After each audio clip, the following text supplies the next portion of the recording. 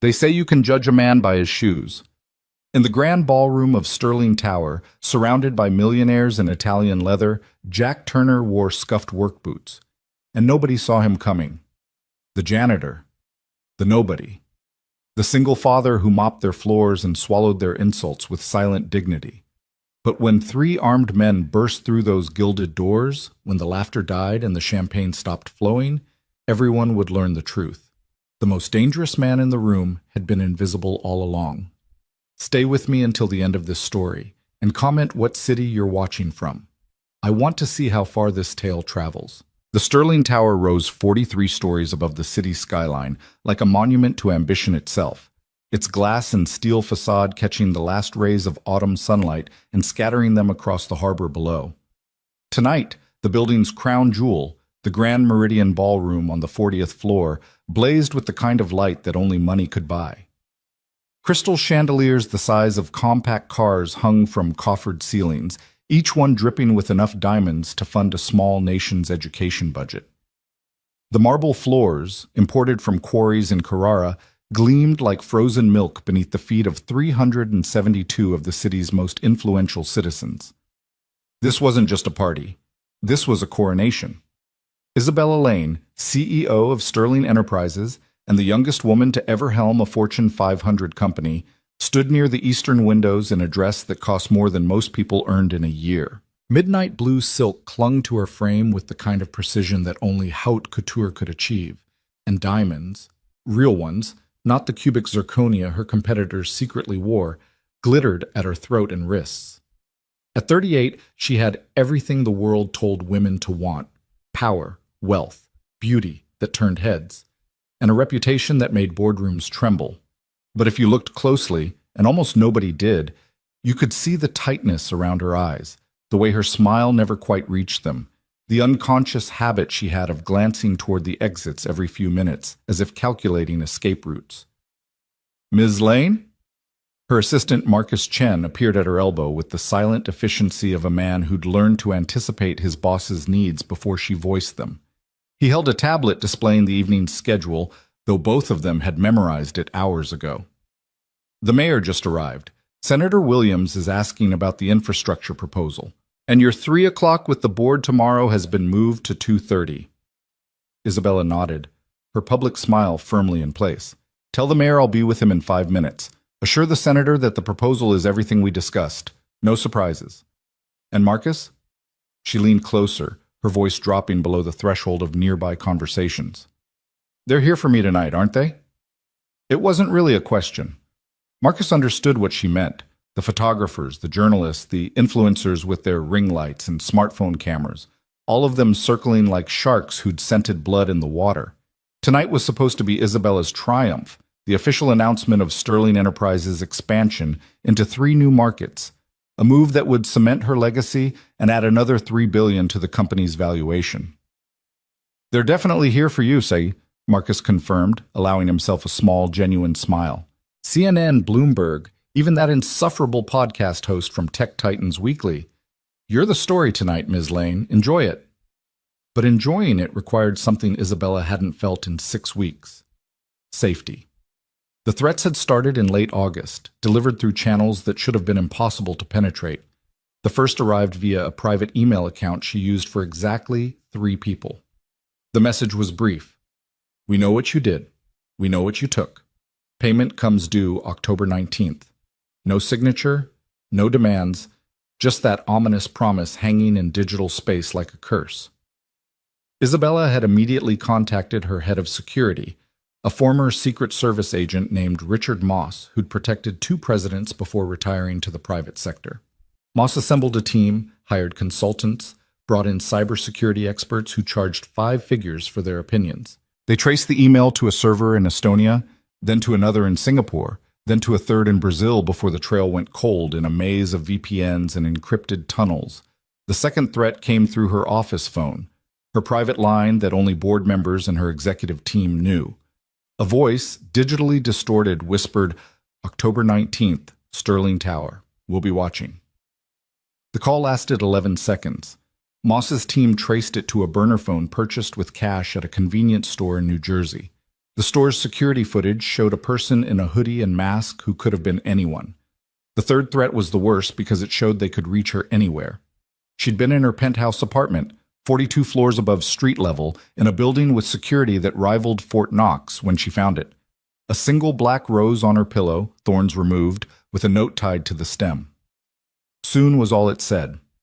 That was 3 weeks ago. Since then, Moss had tripled her security detail, installed facial recognition software at every entrance to Sterling Tower, and coordinated with the FBI, though the federal agents had been frustratingly candid about their limitations.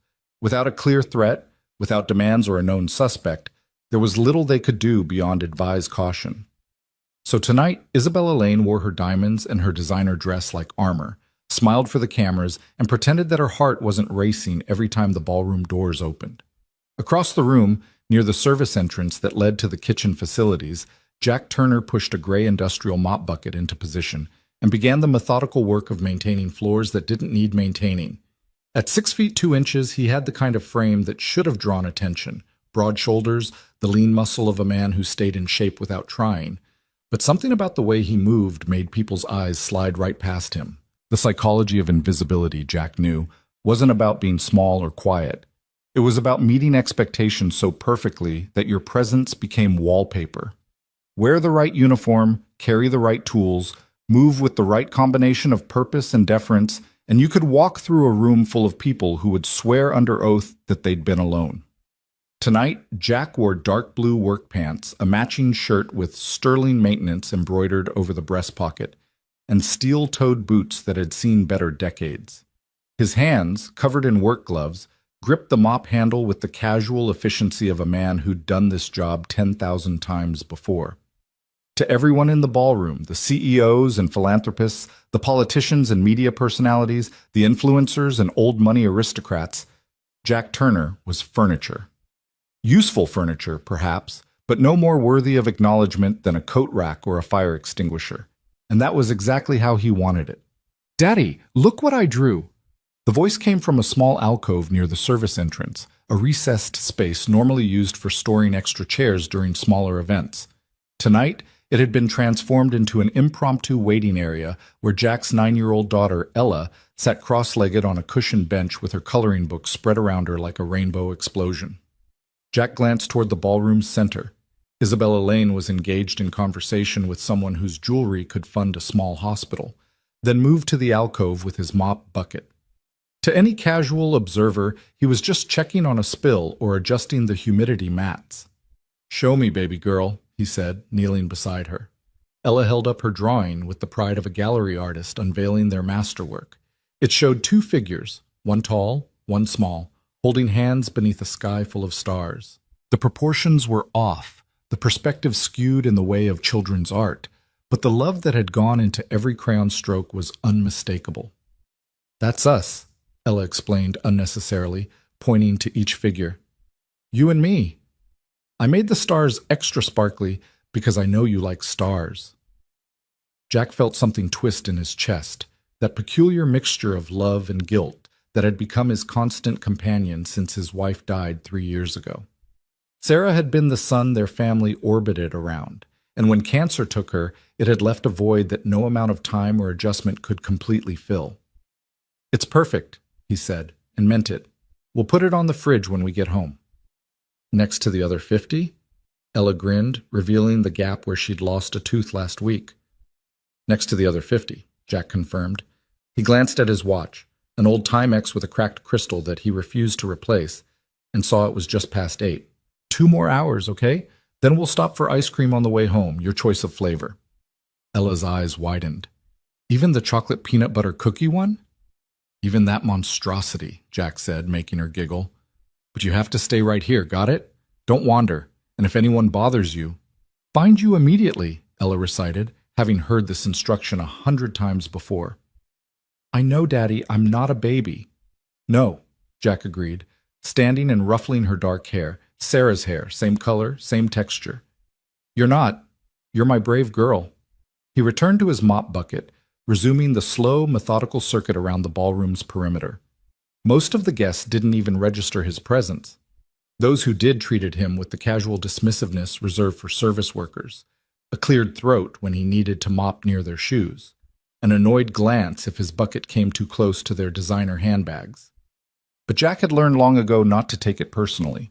These people weren't cruel, not really. They were just insulated, wrapped in layers of wealth and privilege so thick that they'd forgotten how to see beyond their own reflection. To them, he was a function, not a person. The man who made sure their champagne flutes didn't stick to the marble, who removed the inevitable spills and tracked in debris that even the wealthy couldn't avoid. What none of them knew, what Jack had spent 12 years and countless therapy sessions trying to forget, was that invisibility had once been his greatest weapon. The silver ring on his left hand caught the chandelier light as he worked, spinning slightly with each twist of the mop handle. It looked like a wedding band, and Jack let people assume that's what it was. Easier than explaining the truth, that the ring was tungsten carbide, nearly indestructible, and that the inscription on the inside, Ghost 6 Omnia, was written in a military code that only about 30 people in the world could read. Commander Jack Turner, call sign Ghost, leader of Special Operations Task Force 6, presumed dead after a classified mission in the Hindu Kush Mountains went catastrophically wrong 12 years ago. Official records showed a helicopter crash, no survivors, bodies never recovered. The military held a memorial service. His name went on a wall at Fort Bragg. His mother received a folded flag and a 3-volley salute. And then Jack Turner, the soldier, had died in every way that mattered, buried beneath paperwork, false identities, and the kind of bureaucratic erasure that made it seem like he'd never existed at all. The man who walked away from that mountain, the one who'd spent 6 weeks evading enemy patrols, surviving on melted snow and raw determination, wasn't a commander anymore. He was just Jack, civilian, widower, single father trying to give his daughter a normal life. The ring stayed on his finger, not because he couldn't let go of who he'd been, but because it reminded him why he'd chosen to disappear. Every man on his team had made it out of those mountains alive, 0 casualties. That was the Ghost reputation. Impossible missions, perfect records, everyone comes home. And when the operation was over, when the medals were quietly filed in folders marked above top secret, Jack had been given a choice. Come back to the life. Take a desk job, train the next generation, become one of those haunted-eyed veterans who drank too much at the officers' club and told war stories that nobody wanted to hear, or disappear. Take a new identity, a civilian life, and never look back. He'd met Sarah 2 months after choosing door number 2. She was a kindergarten teacher with a laugh that could light up a room and absolutely 0 interest in his mysterious past. She'd made it clear on their 3rd date that whatever he'd done before they met didn't matter as long as he was good to her and any kids they might have. Ella was born a year later, perfect and screaming, and so tiny that Jack had been terrified to hold her. And for 8 beautiful years, he'd been just a man, a husband, a father, someone who went to parent-teacher conferences and coached Little League and forgot, sometimes for weeks at a time, that he'd ever been anyone else.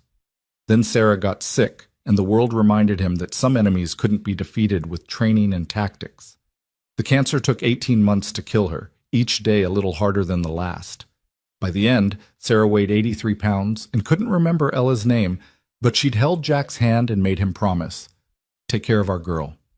Give her a normal life. Don't let your past become her prison." So Jack Turner mopped floors and fixed plumbing and took whatever jobs would let him bring Ella along when she wasn't in school. They lived in a 1-bedroom apartment in a neighborhood where the sirens sang you to sleep, and the bodega on the corner charged $3 for milk. It wasn't much. It wasn't what Sarah deserved or what Ella should have grown up with. But it was normal. It was safe. And Jack would burn the world down before he'd let anyone take that away from his daughter. "Excuse me. Hey. Hey." The voice cut through Jack's thoughts like a serrated blade. He looked up to find a man in his early 50s standing 3 feet away, face flushed with the kind of red that came from too much champagne and too little self-awareness. The man wore a suit that probably cost $8,000 and a watch that cost $50. His name tag, because even at exclusive events, some people needed labels, identified him as Gregory Halston, CFO of Halston Dreyfus Capital Management. "Yeah?" Jack said mildly, stopping his mopping. "This floor right here." Halston pointed to a spot near his gleaming Oxford shoes. I spilled some champagne. Clean it up. It wasn't a request. The tone made that clear, the casual expectation that Jack would simply obey, that his entire purpose for existing at this moment was to address this minor inconvenience in Halston's otherwise perfect evening. Jack looked at the spot. There was no champagne. The marble gleamed, spotless, reflecting the chandelier light like still water. "Don't see any spill, sir," Jack said, keeping his voice neutral. Halston's flush deepened. "Are you arguing with me? I said I spilled champagne. Right here." He tapped his foot on the immaculate marble. "So get down there and clean it." A small crowd had started to gather, drawn by the confrontation the way people are always drawn to minor disasters. Jack could feel their eyes on him, some amused, some curious, none particularly sympathetic. This was entertainment for them, a tiny bit of drama to spice up their evening of networking and deal-making. "There's no spill, sir," Jack repeated. "But if you'd like, I can mop the area anyway." "Damn right you'll mop it." Halston's hand shot out, grabbing the champagne flute from a nearby table, someone else's glass, half full of golden liquid. "Matter of fact, let me help you find the spill." What happened next unfolded in slow motion, one of those moments where time stretches and compresses simultaneously, where you see exactly what's coming but can't quite believe it will actually happen. Halston raised the champagne flute and poured. The liquid splashed across Jack's chest, soaking through his work shirt, dripping down onto his pants and boots. The scent of expensive alcohol filled the air, something French, something that cost more per bottle than Jack earned in a week. The crowd's reaction rippled through the ballroom like a wave. Some gasped. Others laughed. Not cruel laughter exactly, but the nervous tittering of people who aren't sure if what they're witnessing is outrageous or hilarious. One woman actually pulled out her phone to record, no doubt imagining the viral potential of entitled rich guy humiliates worker.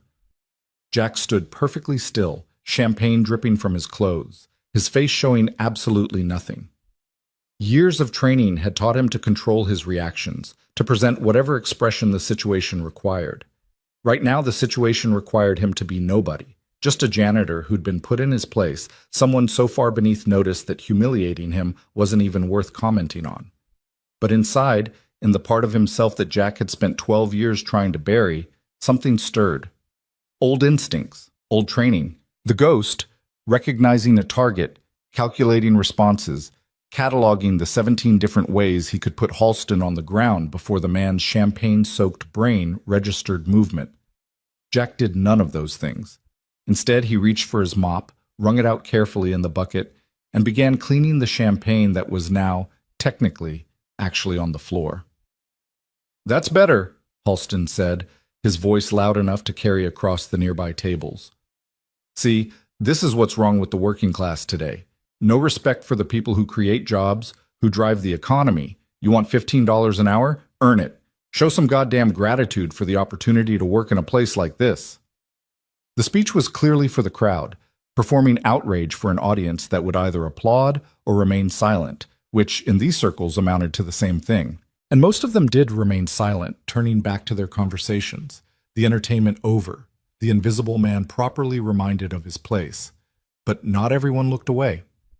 In her alcove, hidden from most of the crowd's view, Ella had witnessed everything. Her coloring book lay forgotten in her lap, crayons scattered. Her dark eyes, Sarah's eyes, wide with the kind of hurt that only children feel when they see someone they love being treated as less than human. Jack caught her gaze, saw the tears starting to form, and gave the tiniest shake of his head. "Not now," the gesture said. "I'm okay. We're okay." But they both knew it was a lie. "Hey, Halston," someone called from near the bar, mercifully changing the subject. "Tell us about that resort development in Aruba. I heard the environmental board finally approved the permits?"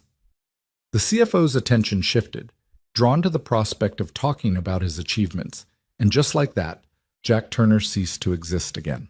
He finished mopping the champagne, every drop methodically, because doing a half-assed job wasn't in his nature, then moved his bucket back toward the service entrance. When he reached the alcove, Ella was standing, her small fists clenched at her sides. "That man is mean," she whispered fiercely. "You should tell someone. You should—" "I should finish my job," Jack interrupted gently, kneeling to be at her eye level. And then we should get ice cream, remember? Chocolate peanut butter cookie monstrosity? But Daddy, baby girl, listen to me. Jack took her hands in his, still damp from the mop water. Do you remember what your mom used to say? About words? Ella's lip trembled, but she nodded. Words are just sounds. They can't hurt us unless we let them. That's right. That man... Jack gestured vaguely toward where Halston held court, surrounded by laughing executives. He's just making sounds. He doesn't know me. He doesn't know you. And he definitely doesn't know that right here, right now, we've got something he'll never have. What's that? Each other. Jack tapped her nose, making her almost smile. His words don't define us, Ella. Our actions do. Our choices. How we treat people when nobody's watching. That man might have money and fancy suits and champagne that costs more than our rent, but you know what he doesn't have? What? A daughter who draws pictures of stars because she knows her dad likes them. That did it. Ella's almost smile became real, genuine, lighting up her face the way Sarah's used to light up. She threw her arms around Jack's neck, squeezing tight enough that he felt the air rush out of his lungs. I love you, Daddy, she whispered into his shoulder. Love you too, baby girl. Always. He held her for a moment longer, then gently disentangled himself and stood. 2 more hours, okay?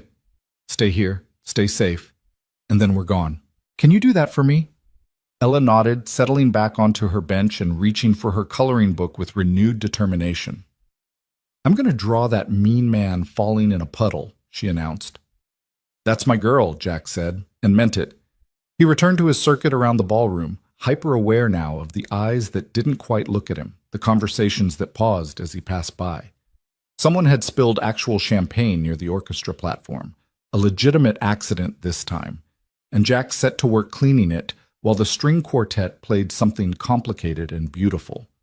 But even as he worked, even as he maintained his carefully constructed invisibility, part of Jack's mind was elsewhere. Old training dies hard, and there were habits, threat assessment, pattern recognition, situational awareness that you never really lost no matter how many years you spent trying to be normal. And something was wrong.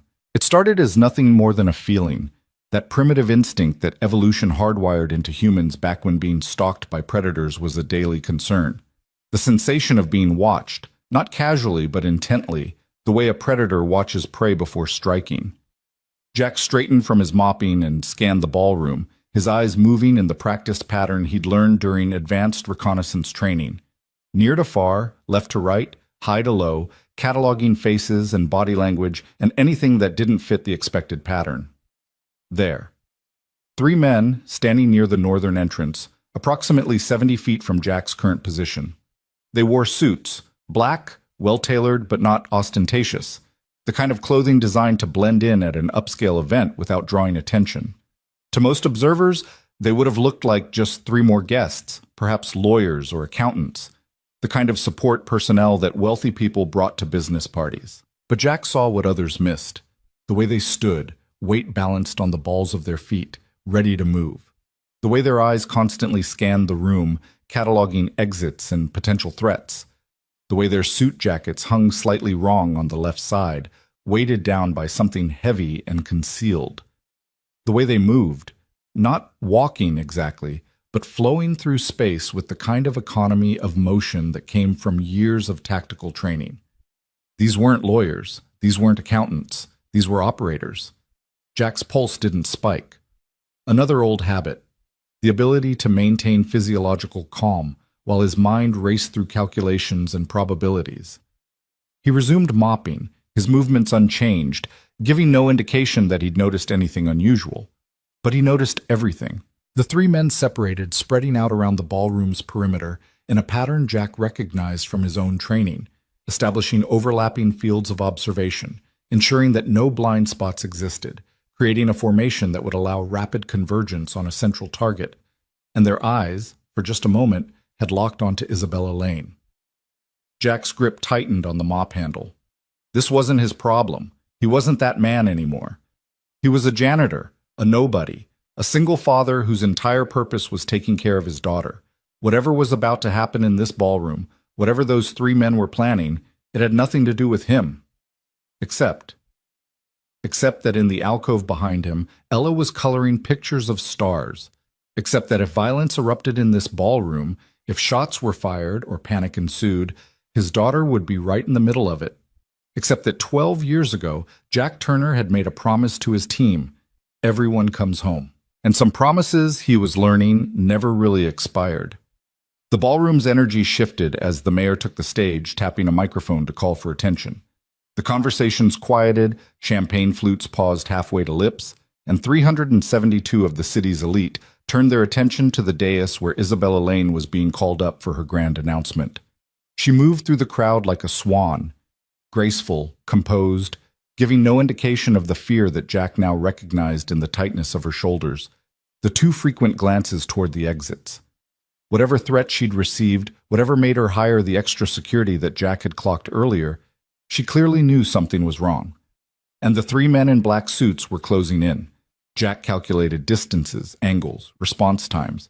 The nearest uniformed security guard was 40 feet away, engaged in conversation with a waiter. The plainclothes officers he'd identified earlier, probably private security, competent but not special forces level, were clustered near the eastern entrance, too far away to react quickly. If those three men made their move, if they had weapons, and Jack was 90% certain they did, they could reach Isabella Lane in approximately 8 seconds. 8 seconds. A lifetime in combat, an eye blink in civilian life. Jack looked back at Ella. She was absorbed in her coloring, lost in a world where the worst thing that could happen was running out of purple crayon. Safe, happy, normal. Everything Sarah had made him promise to give her. The mayor's voice boomed through the sound system. Ladies and gentlemen, it is my profound pleasure to introduce a woman who needs no introduction. Jack made his decision. He moved his mop bucket to a position that gave him a clear line of sight to all three men, maintaining his janitor persona, but adjusting his stance fractionally, weight-balanced, ready to explode into motion if necessary. His mind, unused for so long except to calculate grocery budgets and homework deadlines, slipped back into tactical mode with frightening ease at Target 1, Sepasen, 6 feet, approximately 190 pounds, favoring his left side, and old injury, maybe a bad knee. Weapon bulge left hip, likely a compact semi-automatic. 17 feet away. Target 2, 5'11", heavily muscled, moving with the confidence of someone who'd seen real action. Weapon bulge, right hip, cross-draw setup, probably left-hand dominant. 23 feet away. Target 3, 6'2", lean, eyes like a shark's, flat, emotionless, already calculating casualties. Weapon bulge small of back, plus something in an ankle holster. This one was the leader, Jack knew instinctively. This was the one who'd pulled the trigger before and wouldn't hesitate to do it again. 31 feet away. Isabella Lane reached the stage, her heels clicking on marble, her smile bright and false. Thank you, Mr. Mayor. Thank you all for being here tonight. Target 3's hand moved toward his back. Everything slowed down. Jack's training screamed at him to move, to intercept, to eliminate the threat before it could manifest. His civilian life screamed louder, reminding him of the sleeping little girl in the alcove, the promise he'd made to Sarah, the normal life that would shatter irreparably the moment he revealed what he really was. Target 3's hand continued its journey toward the weapon Jack knew was waiting there. The crowd applauded something Isabella said. Jack had stopped listening to words, focused entirely on motion and intent. Target 3's fingers touched fabric, and then the ballroom's grand doors, the massive oak and brass affairs that had cost Sterling Enterprises $500,000 and were usually opened only for the most prestigious arrivals, burst open with a force that made the chandeliers shake. The music stopped. The applause died. 372 people turned to stare. 3 men in black suits stood in the doorway, and Jack's blood ran cold. Because these weren't the 3 men he'd been tracking. These were different, but similar. Same stance, same predatory awareness, same weapons bulge in the same places. And they just made an entrance designed to draw every eye in the room, creating chaos and distraction. A diversion. Jack's head snapped back to the 3 men he'd been watching. They were moving now, no longer bothering with subtlety, converging on Isabella Lane with the synchronized precision of a well-trained team. The crowd's attention was still on the dramatic entrance, and in that moment of confusion, the three men advanced on their target.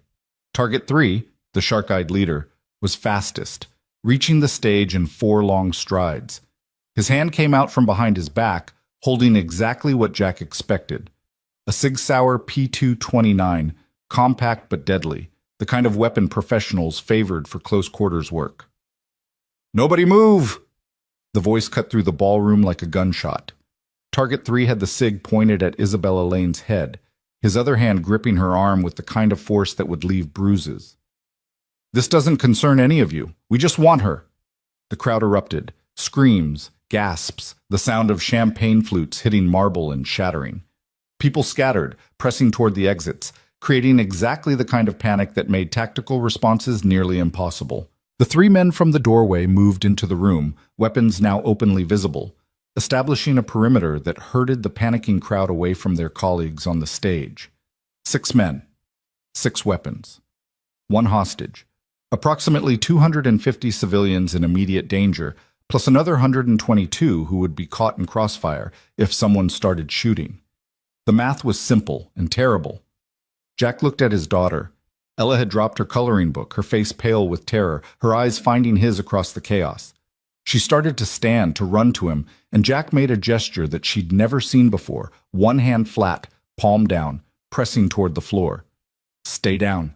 Stay hidden. Don't move."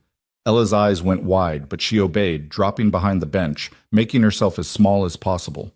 "Good girl." Jack turned back to the stage, his mind calculating possibilities and probabilities at a speed that would have impressed his old tactical instructors. 6 men, professional, coordinated, which meant they'd trained together, trusted each other. The 3 at the door were there to control the crowd and prevent interference. The 3 on stage, targets 1, 2, and 3, were the primary team, focused entirely on Isabella Lane. Who was these men really? What did they want? The obvious answer was ransom. Isabella Lane was worth billions, and kidnapping CEOs was a growth industry for organized crime. But something about this felt wrong, too coordinated, too military.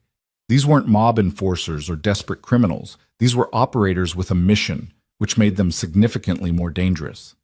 "Please," Isabella's voice carried across the ballroom, remarkably steady despite the gun pressed to her temple. "Whatever this is about, we can negotiate. I have money. I have resources. Just tell me what you want." Target 3, the leader, actually smiled, though the expression held no warmth. "Oh, we know what you have, Miss Lane. We know exactly what you took from our employer, and now it's time to pay what you owe." "I don't, Isabella started. "The Prometheus file," Target 3 interrupted. "Don't insult us by pretending ignorance. You stole classified research, weaponized it for corporate profit, and thought you could hide behind lawyers and NDAs. Our employer has been very patient, but patience has limits." Jack's tactical assessment shifted. This wasn't a simple kidnapping. This was corporate espionage, industrial sabotage, the kind of shadow war that happened in boardrooms and black sites, where lives were just another line item on a balance sheet. Which meant these men weren't here to take Isabella Lane alive. They were here to make an example. Target 3's finger moved to the trigger, and Jack Turner, janitor, nobody, invisible man, made a choice that would change everything. He moved. 12 years of carefully constructed invisibility shattered in the space between heartbeats. Jack's first 3 steps were pure muscle memory, his body remembering what his conscious mind had tried to forget. The mop handle dropped from his hands with a clatter that nobody heard over the screaming, and his right hand moved to his hip, in a motion that would have drawn a weapon if he'd been carrying one. He wasn't, of course, hadn't carried a firearm since the day he'd walked away from Fort Bragg with a discharge certificate and a new identity, but his body didn't know that yet. The distance between Jack and the stage was 47 feet. At a full sprint, accounting for the crowd and obstacles, he could cover it in approximately 4 seconds. Target 3's finger was already on the trigger, applying pressure, maybe half a second from firing. 4 seconds. Half a second. The math didn't work. So Jack did something that went against every tactical instinct he possessed. He opened his mouth and made himself the most visible person in the room. "Federal agent!" His voice cut through the chaos like a blade, carrying the kind of command authority that made people's spines straighten reflexively. "Drop the weapon! Now!" It was a complete lie, of course. Jack Turner had no federal credentials, no badge, no legal authority whatsoever. But he'd learned a long time ago that in moments of chaos, confidence mattered more than credentials. If you sounded like you belonged, if you moved like you had every right to be giving orders, most people, even trained operators, would hesitate for just a second while their brains processed the new information. That second was all Jack needed. Target 3's head snapped toward him, the SIG wavering fractionally away from Isabella's temple as the man's training warred with his surprise. Professional operators didn't panic, but they did reassess when new threats emerged. Jack saw the calculation happening behind those shark eyes. Who was this person? What agency did he represent? What level of threat did he pose? In that fraction of a second, while Target 3 was still processing, Jack closed another 15 feet. "I said drop it!" Jack's hand was in his pocket now, gripping his cell phone and holding it forward like it was a weapon, his body language screaming law enforcement. "You're surrounded! There are 20 agents in this building. Stand down." More lies, each one buying him precious fractions of seconds. The 3 men at the door were turning now, weapons swinging toward this new threat, trying to acquire a target while also processing whether they'd somehow missed an entire federal response team. Target 2, the heavily muscled one with the cross-draw setup, raised his weapon toward Jack, and time did that thing it always did in combat, stretching and compressing simultaneously. Jack saw the man's finger tighten on the trigger, saw the minute adjustment of the barrel tracking towards center mass, and his body reacted before his mind could overthink it. He dove left, tucking into a roll that carried him behind a marble pillar just as the first shot rang out. The sound was massive in the enclosed space, echoing off the high ceiling and making several people in the crowd faint. Jack came out of the roll in a crouch, his heart hammering but his breathing steady, adrenaline flooding his system but not overwhelming his training.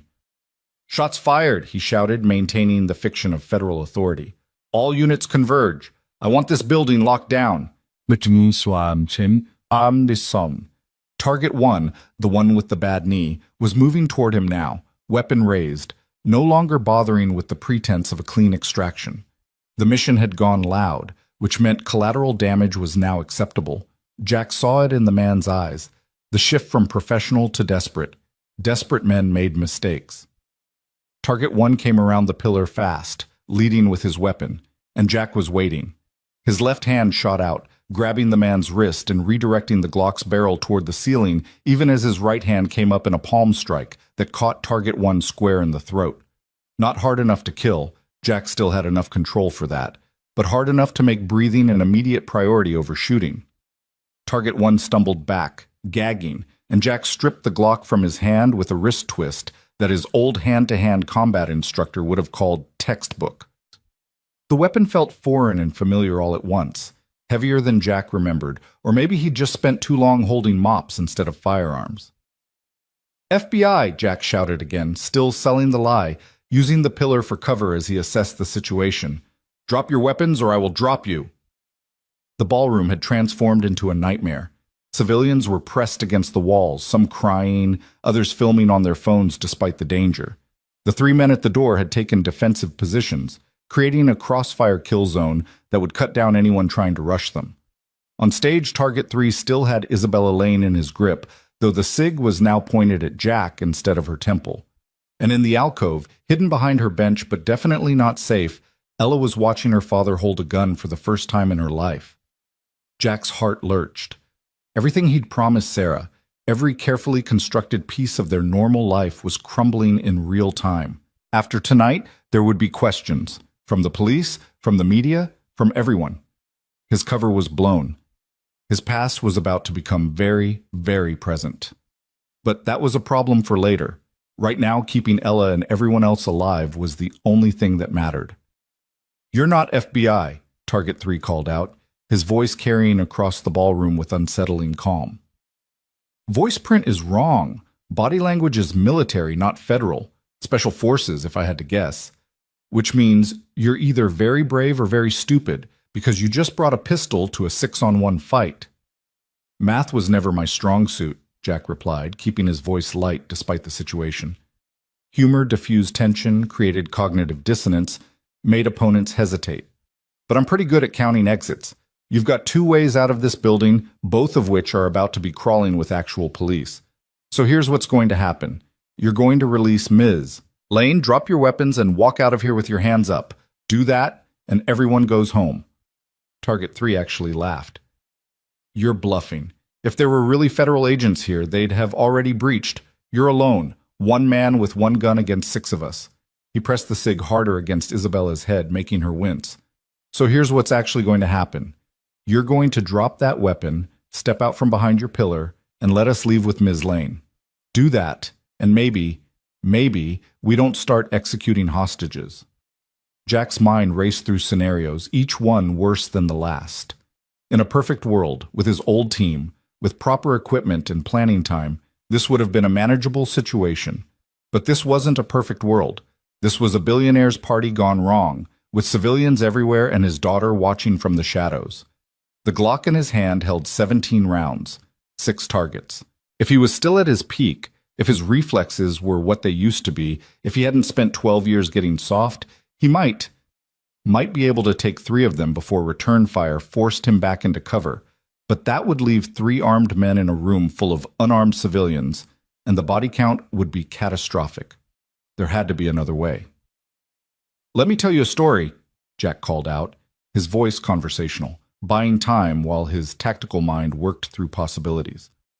12 years ago, there was a team, special operators, the best of the best. They got sent on an impossible mission in the Hindu Kush Mountains. Intelligence said it was a suicide run, 0 chance of success, minimal chance of survival. He paused, adjusting his position slightly, checking angles. Target 2 was moving left, trying to flank his position. Jack tracked him peripherally while keeping most of his attention on Target 3. But the team had a leader, Jack continued. A commander with a reputation for impossible rescues and 0 casualties. They called him Ghost because he could walk through enemy territory like he wasn't there. Invisible. Untouchable. "Fascinating history lesson," Target 3 said dryly, "but irrelevant to our current situation." "See, that's where you're wrong." Jack's voice hardened, losing the conversational tone. "Because that team, they all made it home. Every single operator walked off that mountain alive. And you want to know how?" He didn't wait for an answer. The Ghost made a deal with himself, a promise. Everyone comes home. Not most people, not the lucky ones. Everyone. And he kept that promise through 17 missions, across 4 continents, against odds that should have been impossible.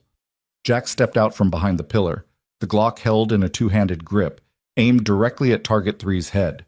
His stance was textbook Weaver, weight balanced, breathing controlled, every inch of him radiating the kind of confidence that came from having done this 1,000 times before. "So here's the thing," he said quietly. "I made a promise a long time ago that everyone comes home, and I intend to keep it. That includes Ms. Lane. That includes every person in this room.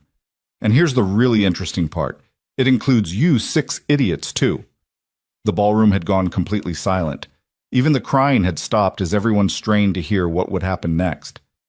"That's your offer," Target 3's voice was incredulous. "You're going to save us? The people actively trying to kill your hostage?" "I'm going to give you a choice," Jack corrected. "Door number 1, you try to shoot your way out.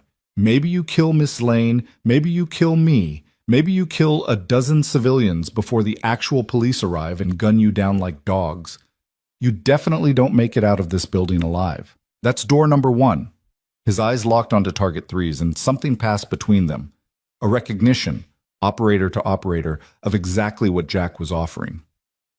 "Door number 2, you release Ms. Lane, you drop your weapons, and you walk out of here with your hands up. You go to trial, probably federal court. With good lawyers and the right plea deal, you're looking at maybe 10 years, out in 7 with good behavior.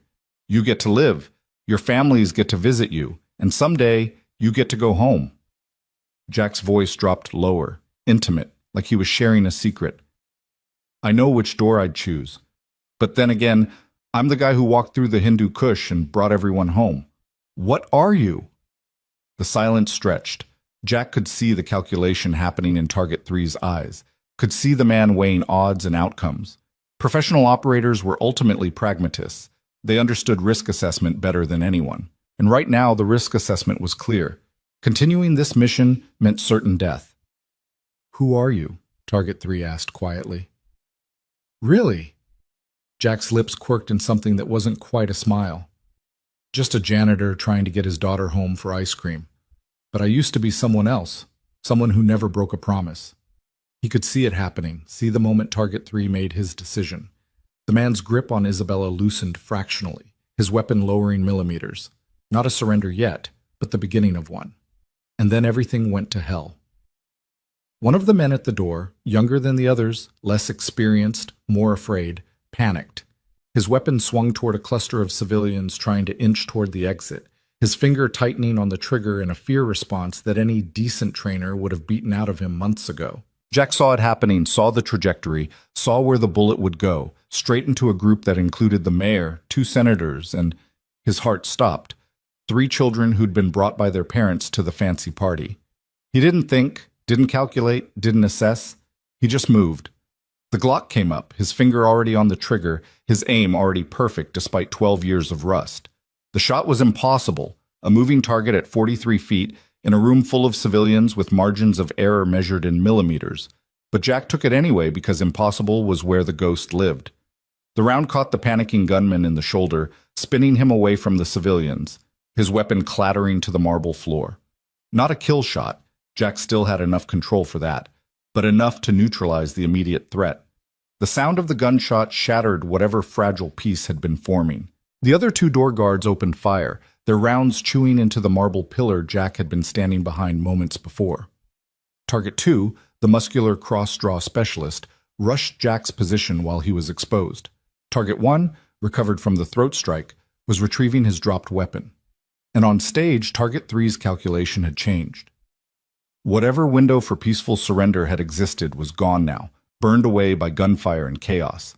He pressed the SIG back against Isabella's head, his voice cutting through the noise. "Everyone stops or she dies." Jack had already dropped into a slide, his work pants providing just enough friction against the marble to control his momentum while also making him a harder target. Target 2's shots went high, punching holes in a priceless tapestry that some Renaissance artist had spent years creating. Jack came out of the slide in a crouch, squeezed the trigger twice, double tap, center mass, exactly the way he'd been trained. And Target 2 went down hard. Not dead, Jack knew instinctively. The Glock's rounds had caught him in the ballistic plate that professional operators always wore. Hurt like hell, probably cracked ribs, definitely out of the fight, but alive. Everyone comes home. "I said stop!" Target 3's voice was nearly a scream now. "I will kill her!" Jack froze, his weapon still raised, every tactical instinct screaming at him to take the shot. Target 3's head was exposed, just enough of it visible beside Isabella's that a perfect marksman could theoretically make the shot. But Jack hadn't fired a weapon in 12 years, and theoretically wasn't good enough when a hostage's life was on the line. "Okay," Jack said, his voice calm despite his racing heart. "Okay, I'm stopping. See?" He raised his hand slowly, the Glock pointing at the ceiling. "Everyone just take a breath." The ballroom was a war zone.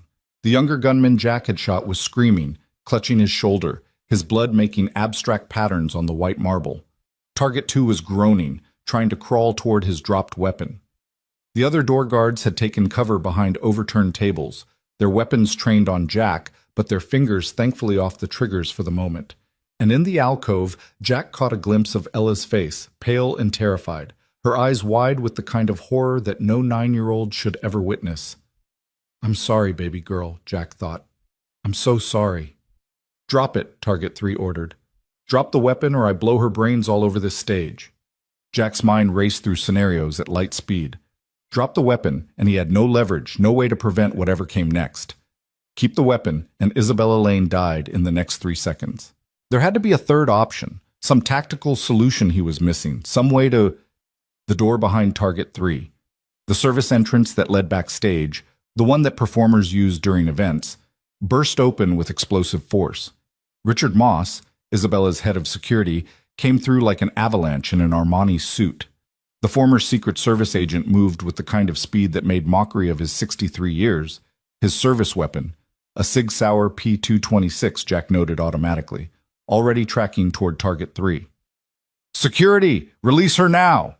Target 3's head snapped toward this new threat, his weapon swinging away from Isabella's temple for just a fraction of a second, and Jack took the shot he'd been setting up. Not at Target 3, at the Sig Sauer in his hand. The round caught the weapon's slide, the impact shearing metal and sending the handgun spinning away from Target 3's suddenly numb fingers. It was a trick shot, the kind of thing that worked in movies and almost never in real life. The kind of thing Jack shouldn't have been able to make after 12 years away from active duty. But some skills apparently never really went away. Isabella didn't hesitate.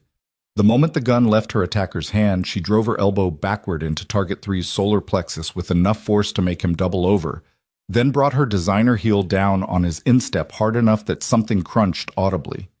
She'd clearly taken self-defense classes at some point, and muscle memory was a beautiful thing. Moss was there instantly, his weapon trained on Target 3 while his free hand pulled Isabella to safety. 2 more security guards burst through the service entrance, weapons drawn, finally, providing the backup that should have been there from the beginning. "Federal agents, nobody move!" This time, the voice at the ballroom's main entrance was real. 6 FBI agents in tactical gear poured through the doors, their weapons and body language marking them as hostage rescue team, the Bureau's elite counterterrorism unit. They moved like water, flowing through the space with practiced efficiency, securing the wounded gunmen, establishing a perimeter, shouting commands that echoed off the high ceiling. Jack slowly, carefully, set the Glock on the floor and stepped away from it, his hands raised. The last thing he needed was to get shot by friendly fire because some HRT operator mistook him for a hostile. "On the ground! Everyone on the ground!" The command wasn't directed at anyone specific, just a standard crowd control measure, but Jack complied immediately. He dropped to his knees, then to his stomach, hands behind his head, fingers interlaced. It was a position he'd been in before, during training exercises, though never as a civilian caught in the middle of a hostage situation. Around him, the ballroom descended into controlled chaos. The FBI agents were securing the scene, separating witnesses, calling for paramedics. The wounded gunmen were being cuffed and read their rights. Isabella Lane was being led to safety, wrapped in a blanket despite the room's warmth, shock finally setting in now that the immediate danger had passed. And through it all, Jack kept his face pressed against the marble, his mind already racing ahead to what came next. Questions, interrogations, background checks. His carefully constructed civilian identity was about to be peeled away like old paint, revealing the soldier underneath. "Clear! Clear! All hostiles secured." The HRT team leader, a woman in her 40s with gray threading through her tactical bun, approached Jack's prone form with her weapon lowered but ready. "Sir, I need you to stay very still and answer my questions clearly. Do you understand?" "Yes, ma'am," Jack replied, his voice muffled against the floor. "Are you injured?" "No, ma'am." "Are you armed with any other weapons?" "No, ma'am." "Cell phone in my right pocket, wallet in my left. Nothing else."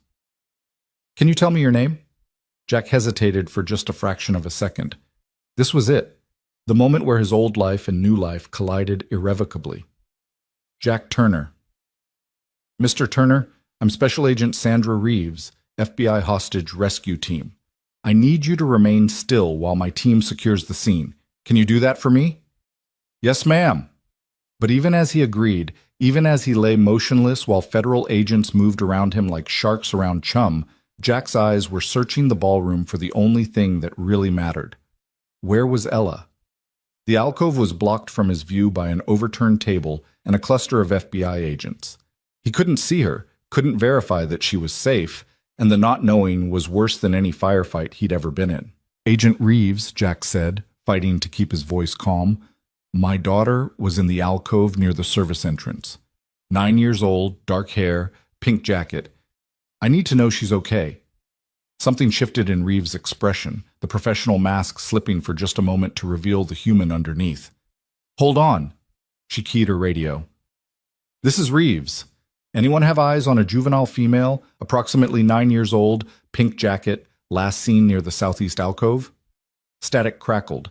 Then a male voice responded, This is Chen. I've got her. She's scared but uninjured, asking for her father. The relief that flooded through Jack was so intense it made him dizzy. Thank you, he breathed.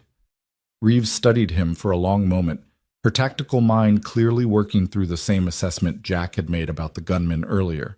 Threat or non-threat, trained or lucky, professional or civilian.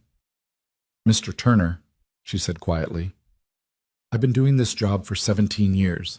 I've seen a lot of shootings, a lot of hostage situations, and what you did in here, she paused, choosing her words carefully. That wasn't luck. That wasn't civilian panic. That was professional-grade tactical response.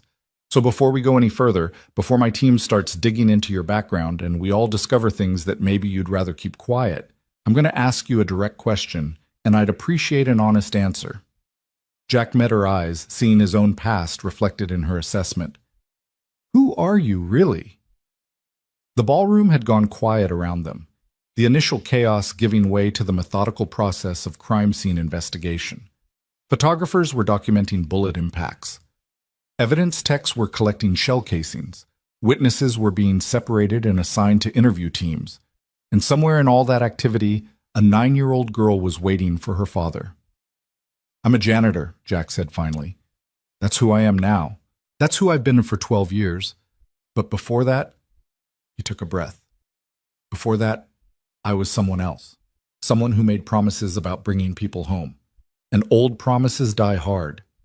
Reeves nodded slowly, as if he'd confirmed something she'd already suspected. We're going to need a full statement. Your background is going to get run through every database the Bureau has access to. If there's anything in your past that's going to complicate this situation, now would be the time to mention it. There's a lot in my past, Jack admitted. Most of it classified above your pay grade. No offense intended, but I'm guessing your background check is going to hit a wall pretty quick. When it does, someone's going to make a phone call to Fort Bragg. And then someone at Bragg is going to make a phone call to somewhere in Virginia that doesn't officially exist.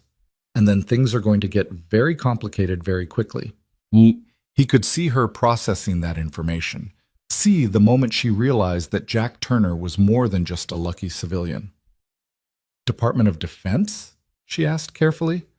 Once upon a time, Jack confirmed. Different life, different name, technically.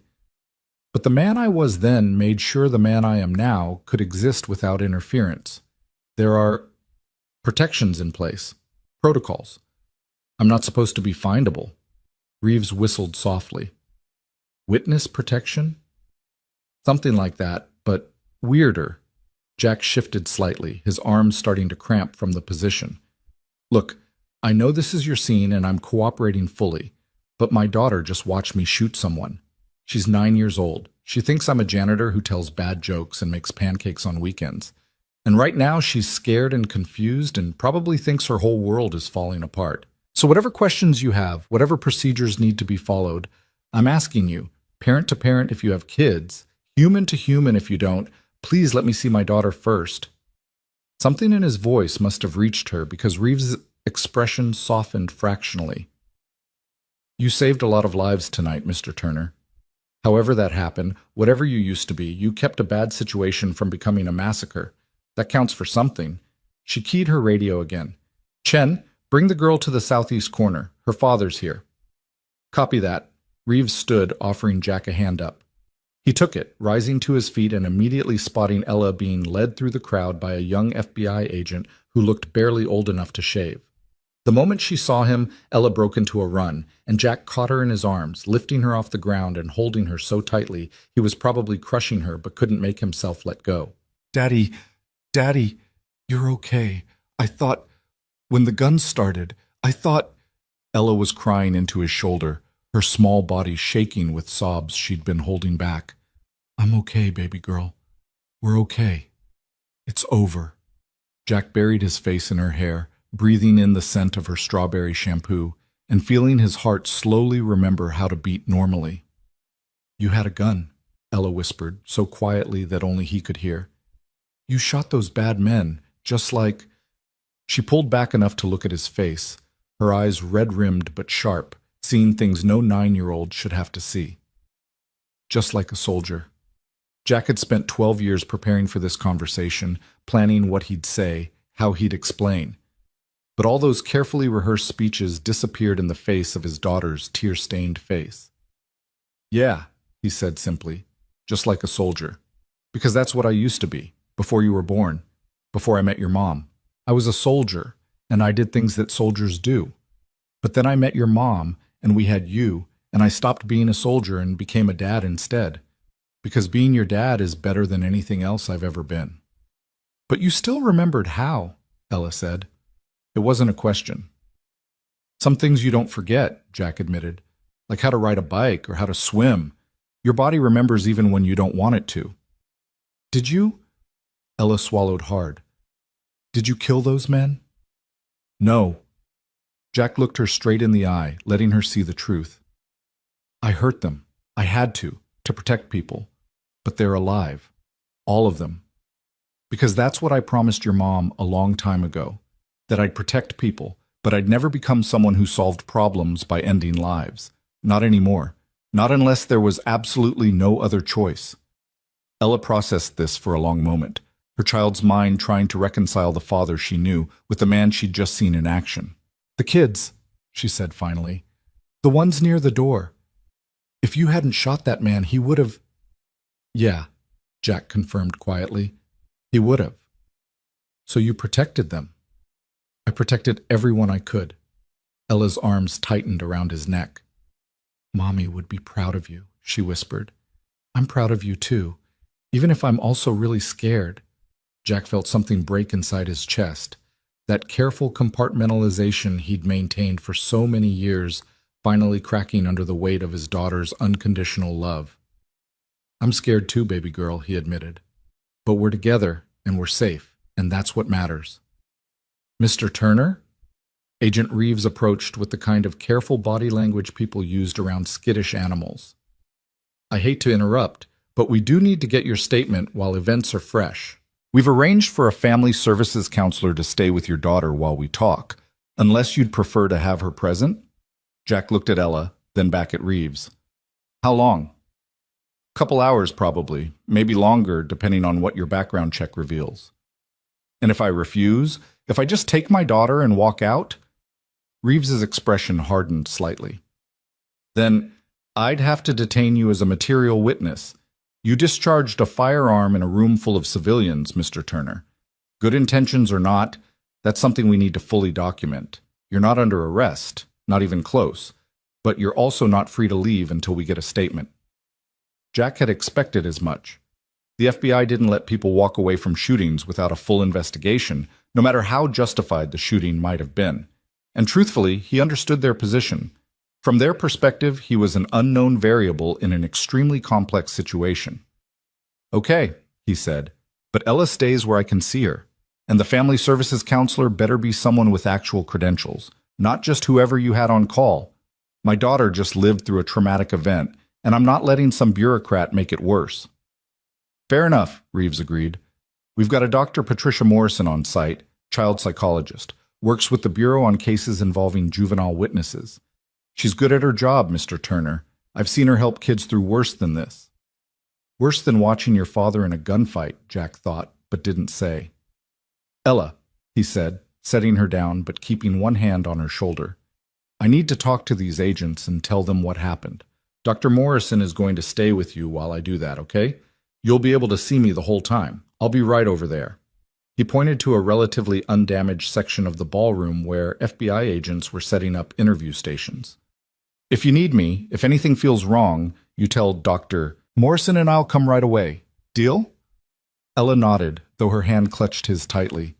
"Promise you won't disappear?" The question hit Jack like a physical blow. How many nights had she woken up from nightmares about him leaving, about being abandoned the way Sarah's death had abandoned them both? "I promise," he said firmly. "I'm not going anywhere without you. Not tonight, not ever." Dr. Morrison appeared then, a black woman in her 50s with gentle eyes and the kind of calm presence that probably made traumatized children feel safe. She introduced herself to Ella with the perfect balance of friendliness and professionalism, offered her a tablet loaded with games and coloring apps, and guided her to a quiet corner with sightlines to where Jack would be interviewed. And then Jack Turner, janitor and father, sat down across from Special Agent Sandra Reeves and prepared to explain how a man who mopped floors for a living had just executed professional-grade tactical maneuvers against 6 armed hostiles. "Let's start at the beginning," Reeves said, pulling out a digital recorder. "Full name, address, current employment." Jack provided the basics. The sanitized version of his life that held up to casual scrutiny but wouldn't survive serious investigation. "Now," Reeves continued, "walk me through what happened tonight, from the moment you arrived at Sterling Tower." So Jack did. He described setting up his equipment, keeping Ella entertained in the alcove, the champagne incident with Gregory Halston. Reeves' expression flickered at that part, anger quickly suppressed, but she didn't interrupt. "Then I noticed 3 men," Jack continued. "Something about their movement pattern felt wrong, professional, tactical." "And you recognize tactical movement how exactly?" Reeves asked. "For a janitor?" "I watch a lot of action movies," Jack said dryly. "Jason Bourne marathons on the weekends." Reeves didn't smile. "Mr. Turner, we both know that's not an adequate explanation. Nobody picks up threat recognition from movies. So let's skip the part where you pretend to be an ordinary civilian who got lucky and move to the part where you explain how you knew those men were operators before they drew weapons." Jack held her gaze. "I can't. Can't or won't. Can't. Because if I tell you how I recognize tactical movement, I'll have to tell you where I learned about tactical movement. And that information is classified at a level that requires security clearances neither of us currently have in this room." Reeves sat back, studying him with the intensity of someone trying to read a book in a foreign language. "You know what I think?" she said finally. "I think you're former special operations. Probably Tier 1 based on the way you moved.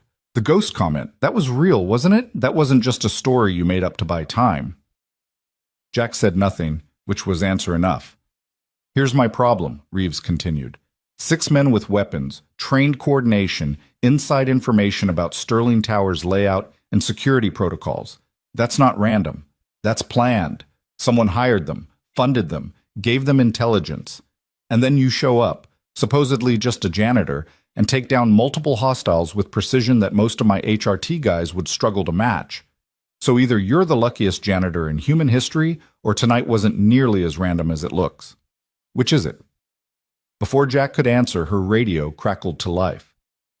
"Reeves, this is Command. We've got a problem with the Turner background check." Reeves's eyebrows rose. "Go ahead." "His records are wrong. Employment history checks out for the past 12 years, but before that there's nothing. No birth certificate, no school records, no medical history. It's like Jack Turner didn't exist before 2013. And when we ran his prints through CODIS," a pause, "they're not there. His biometrics aren't in any federal database. Not FBI, not DHS, not military. This guy is a ghost." Reeves looked at Jack with new understanding. "Not just call sign," she murmured. "Actual operational status." "Like I said," Jack replied quietly, "there are protections in place. Protocols. I'm not supposed to be findable because finding me could compromise things that matter more than one man's identity." "What things?" "The kind you don't ask about if you want to keep your security clearance." Reeves drummed her fingers on the table, clearly frustrated but also aware she was hitting walls she didn't have authority to breach. "Fine," she said finally. "We'll table the background questions for now, but understand this, Mr. Turner, or whatever your real name is. The situation isn't over. Those 6 men are in custody, and they're going to talk eventually. When they do, if your name comes up, if there's any indication you were involved in whatever corporate espionage bullshit they were pulling, no amount of classified protocols will protect you. Clear?" "Crystal," Jack confirmed. "But for what it's worth, I'd never seen any of those men before tonight. Whatever they were after Isabella Lane for, I'm not connected to it." "Then why did one of them call you Ghost?" "The younger one, right before you shot him. He screamed, 'It's him, it's the Ghost.' How did he know that name?" Jack had been hoping she wouldn't ask that question, but he should have known better. FBI agents didn't miss details. "The ring," he said, holding up his left hand where the tungsten carbide band caught the light. "Military code on the inside. Ghost 6 Omnia. To most people, it's meaningless, but to someone with the right background, someone who's heard the stories, he shrugged. It's a signature, a calling card. They recognized what it meant. Which means they were military, Reeves concluded, or worked with military. Former operators turned private contractors, probably. That'd be my guess. And they knew the ghost's reputation. Apparently. Reeves leaned forward, her voice dropping. Help me understand something. You've spent 12 years building a civilian life, staying off the grid, being invisible. Tonight, you could have stayed invisible, could have grabbed your daughter and run while everyone else was focused on the hostage situation. Instead, you intervened. Why? Jack thought about that question, about all the complicated reasons and simple truths that had led him to step out of the shadows. Because, he said finally, a long time ago, I made a promise that everyone comes home. And old promises die hard. The distance between Jack Turner and the stage was 42 feet. In his old life, that distance could be covered in less than 3 seconds, a blur of motion so fast that most people wouldn't register movement until it was over. But Jack wasn't that man anymore. He was older, carrying the weight of civilian years and the rust that accumulated when skills went unpracticed. 3 seconds would have to become 4, maybe 5. He didn't have 5 seconds. Target 3's finger was already tightening on the trigger, the micro-movements visible to anyone trained to read them. Jack's body moved before his conscious mind fully processed the decision, muscle memory overriding 12 years of deliberate suppression. The mop handle dropped from his hands, clattering against marble, and he was moving, cutting through the panicked crowd with the kind of precision that came from navigating hostile environments where one wrong step meant death. 20 feet. A woman in a red dress stumbled into his path, champagne-drunk and terrified. Jack shifted left, his hand steadying her elbow for a fraction of a second before releasing her, never breaking stride. 10 feet. Target 2, the heavily muscled one with the cross-draw setup, noticed movement in his peripheral vision, his head starting to turn, hand reaching for his weapon. 5 feet. Jack's world narrowed to a tunnel, everything outside his immediate threat assessment falling away into gray noise. Time didn't slow down. That was a myth, something civilians believed because they'd never experienced real violence. But his perception sharpened, details crystallizing with perfect clarity. Target 3's Sig Sauer was standard issue, 15-round magazine, one in the chamber. The angle of the barrel against Isabella's temple suggested a kill shot, 9mm hollow point that would paint the stage with her brain matter and guarantee no miraculous recovery. Target 2 had cleared his weapon, a Glock 19, 19-round capacity, and was bringing it around toward Jack, but the crowd between them created hesitation. Professional operators didn't shoot wildly into civilians, not because of morality, but because dead bystanders created investigations, media circuses, complications. Target 1 was turning now, too, his hand fumbling at his left hip, the bad knee Jack had identified making his rotation sluggish. 0 feet. Jack hit the stage at a dead run, his work boots finding purchase on the polished wood, and launched himself at Target 3 with every ounce of momentum his body could generate. The collision was catastrophic and precise. Jack's right shoulder drove into Target 3's center mass, while his left hand captured the gun hand, fingers locking around the wrist with crushing force, redirecting the barrel away from Isabella's head. The Sig went off. The gunshot in an enclosed space was physically painful, a hammer blow of compressed air that made eardrums flex and hearts stutter. People screamed. Someone shouted, "Gun!" as if the explosive report hadn't made that abundantly clear. The bullet that should have ended Isabella Lane's life instead punched through the ballroom's ornate ceiling, sending plaster dust raining down like snow. Jack and Target 3 hit the stage floor in a tangle of limbs, and for exactly 2 seconds, the professional killer's training warred with his shock at being attacked by someone he'd categorized as a non-threat. Those 2 seconds were all Jack needed. The disarm was textbook, brutal in its efficiency. Jack's thumb found the pressure point between Target 3's thumb and forefinger, grinding into nerve clusters while his other hand torqued the wrist in a direction wrists weren't designed to bend.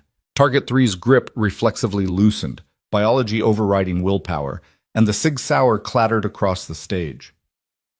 "Federal agent!" Jack shouted, The lie coming easily because sometimes lies saved lives. Everyone stay calm. He wasn't expecting anyone to believe him, not dressed in janitor clothes that still smelled like mop water and champagne. But people in crisis situations clung to authority figures, and sometimes the illusion of control was enough to prevent total chaos. Target 2 had a clearer shot now, the Glock trained on Jack's center mass, finger moving to the trigger. Jack's hands blurred through a motion so practiced it was basically involuntary. His left hand shot out, grabbed Isabella Lane's wrist, and yanked her down behind the dubious cover of the speaker's podium, while his body rolled left, Target 3's body coming with him, serving as an unwilling human shield. The Glock barked 3 times in rapid succession, professional 3-round burst designed for maximum stopping power. 2 rounds hit Target 3, chest and shoulder, the wet sound of bullets finding flesh, and the man's body jerked against Jack like a puppet with cut strings. The 3rd round sparked off the stage floor where Jack's head had been a heartbeat earlier. Target 3 wasn't dead. Body armor had caught the chest shot, though the impact had probably cracked ribs. But he was out of the fight, gasping for air, his professional composure shattered by pain and the sudden realization that his own teammate had just shot him. Jack didn't pause. Couldn't pause. The moment you stopped moving in close-quarters combat was the moment you died. He came up from his roll in a crouch. Target 3's Sig Sauer now in his hand, acquired during the tumble across the stage, his fingers finding the grip with the familiarity of an old friend returning home. Target 2 was already adjusting his aim, the Glock tracking Jack's movement with mechanical precision. Jack fired first. The SIG's report was different from the Glock, slightly deeper, and the bullet caught Target 2 in the right shoulder. Deliberately, professionally, a shot designed to disable rather than kill. The Glock tumbled from suddenly nerveless fingers as Target 2 spun with the impact, his professional training the only thing keeping him upright. "Down! On the ground now!" Jack's voice carried across the ballroom with the kind of command that made people's hindbrains recognize a predator. "All of you, weapons down, or the next shot goes through bone." Target 1 had finally cleared his weapon, the compact semi-automatic Jack had identified earlier, but his hand was shaking, adrenaline and the bad knee throwing off his aim. He fired anyway. 3 shots that went wide, one punching through the mayor's abandoned champagne flute on the podium, another shattering an overhead light. Jack returned fire twice. The first shot hit Target 1's gun hand, the bullet passing through the meat of his palm and exiting the other side in a spray of blood and bone fragments. The second shot, insurance, always get insurance, caught him in the thigh, far enough from the femoral artery to not be immediately fatal, but close enough to drop him like a puppet with cut strings. 3 targets down. 6 seconds elapsed since Jack had moved. His heart rate was steady at 68 beats per minute, a fact that would have disturbed him if he'd had time to think about it. The body remembers what the mind tries to forget. The 3 men at the ballroom entrance, the ones who'd burst through the doors as a distraction, were moving now, weapons out, converging on the stage with professional efficiency. One of them was speaking urgently into a radio mic at his collar, calling for backup, extraction, something. Jack's tactical assessment updated in real time. 3 fresh targets, alert and prepared, against one operator who was 12 years out of practice in protecting civilians who couldn't protect themselves. The math wasn't good. "Stop right there!" The voice came from Jack's left, sharp with authority and the kind of confidence that suggested backup. He risked a glance and saw Richard Moss, Isabella Lane's head of security, emerging from the crowd with his own weapon drawn, a SIG P226 that looked like a toy in his massive hands. Behind him came 2 more security officers, both armed, both looking competent, if not quite Special Forces caliber. The 3 men at the entrance hesitated, weapons still out but calculating new odds. 1 against 3 had been manageable. 4 against 3, with civilians in the crossfire and local law enforcement probably already en route, was a different equation entirely. The leader of this second trio, tall, bald, with the kind of face that suggested Eastern European extraction, spoke rapidly in a language Jack recognized as Russian. His teammates responded with curt nods, weapons lowering fractionally, bodies shifting into retreat posture. "You're making a mistake," the bald man said, his English heavily accented but clear. "This doesn't concern you. The woman has something that doesn't belong to her. Walk away, and you live." Jack rose from his crouch, the SIG still trained on center mass, his body positioned between the armed men and Isabella Lane. "Can't do that. You're brave. Stupid, but brave. The bald man's eyes narrowed, cataloging details, and something shifted in his expression, recognition dawning like a sunrise. Wait, that ring. Let me see your ring. Jack's left hand was visible, wrapped around the cig's grip, and the silver tungsten ring caught the fractured light from the damaged chandelier above. The inscription was too small to read at this distance, but apparently the ring itself was enough. The bald man's face went pale. He took an involuntary step backward, weapon lowering completely, and spoke a single word in Russian that Jack didn't need to understand because the tone carried all the meaning necessary. Fear. Привидение, the man whispered. Ghost. The reaction rippled through the ballroom like electricity through water. The other two members of the bald man's team exchanged glances, their weapons dropping another few inches. Behind Jack, Richard Moss made a sound that was half gasp, half question. Even Isabella Lane, still crouched behind the podium with her expensive dress torn and her perfect hair disheveled, was staring at Jack with an expression that suggested her entire understanding of reality had just been violently restructured. That's not possible, the bald man continued, his Russian accent thickening with emotion. You're dead. We all saw the reports, the memorial. You died in the Hindu Kush. Jack said nothing. The ghost hadn't been a man who explained himself or justified his actions. The ghost was a weapon, pointed at problems that conventional forces couldn't solve, and weapons didn't negotiate. You worked for them, the bald man said, and his weapon was fully lowered now, hanging from a hand that had lost all tension. The ones who sent us here. You know what we are. You know what it means when they send people like us. Jack's expression didn't change, but inside pieces were clicking into place. The professional coordination, the military-grade weapons and tactics, the fact that these men knew his call sign, recognized a ring that only a very specific subset of the intelligence community would understand. This wasn't corporate espionage. This was wet work. And if the people who'd sent these operators were the same people Jack thought they were, then Isabella Lane had stumbled into something far more dangerous than patent theft or industrial sabotage. Call your handler, Jack said quietly. Tell them the ghost is active. Tell them if they want to pursue this contract, they can deal with me directly. The bald man's weapon was holstered now, his hands visible and empty in the universal gesture of non-aggression. He touched his collar mic, speaking rapidly in Russian, and Jack's rusty language skills caught fragments. Target compromised. Unknown element. Recommend abort. The response came through the man's earpiece, inaudible to anyone else. But Jack watched the color drain even further from the bald man's face. Whatever his handler had said, it had clearly been emphatic. We're leaving, the bald man announced, his voice carrying across the ballroom with the kind of authority that made even terrified civilians pause their fleeing. This contract is void. The woman lives. His eyes found Isabella Lane still crouched behind the podium. Consider yourself fortunate, Ms. Lane. You have a guardian angel, though I suspect he's more devil than divine. The three men backed toward the entrance, weapons holstered, moving with the kind of professional withdrawal that suggested they'd done this before. Missions that went sideways, operations that needed immediate exfiltration. They disappeared through the grand doors, and moments later, Jack heard the distinctive sound of a helicopter spinning up on the roof. The ballroom erupted.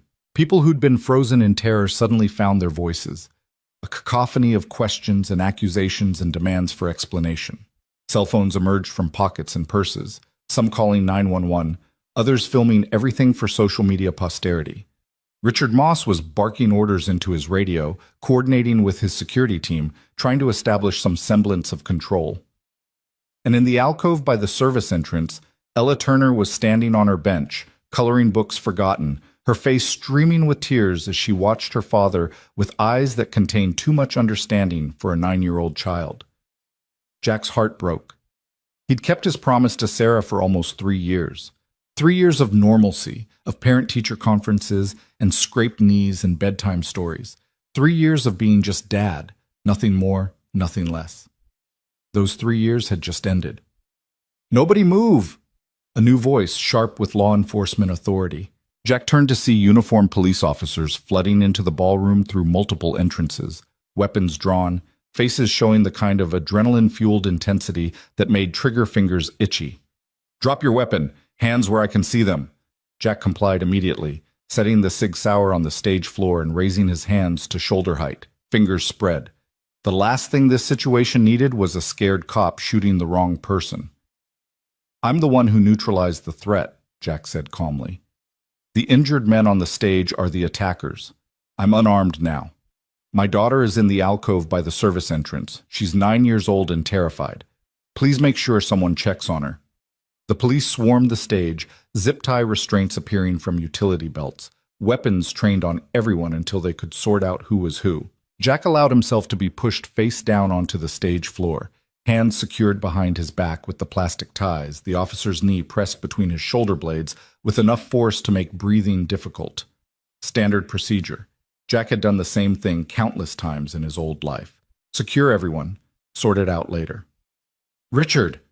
Isabella Lane had found her voice, her CEO authority reasserting itself despite the torn dress and the plaster dust in her hair. Richard, tell them! That man saved my life. He's not the threat. Richard Moss was already moving toward the officers, his credentials out, his ex-Secret Service authority giving weight to his words. The suspect in custody is a friendly, he announced. I witnessed the entire engagement. He intervened to protect Miss Lane from an armed kidnapping attempt. The injured men on the stage are the perpetrators. The pressure on Jack's back eased fractionally. One of the officers, a sergeant based on the stripes, knelt beside him, face skeptical, but willing to listen. That true? Your security? Maintenance, Jack corrected. I'm just the janitor, but I have prior training. Prior training, the sergeant repeated, his tone suggesting he recognized massive understatement when he heard it. Uh-huh. And what kind of prior training lets a janitor disarm 3 armed suspects and neutralize a hostage situation in under 10 seconds? Jack said nothing. The ghost didn't explain. The ghost didn't justify. The sergeant's radio crackled with dispatch communications. Units responding, ambulances en route, FBI field office notified because interstate kidnapping made this federal jurisdiction. The officer listened for a moment, then looked back at Jack with an expression that was equal parts respect and confusion. Dispatch is saying somebody just called in from a blocked number, said they're FBI counterterrorism, said there's an operative on scene who's on our side. The sergeant paused.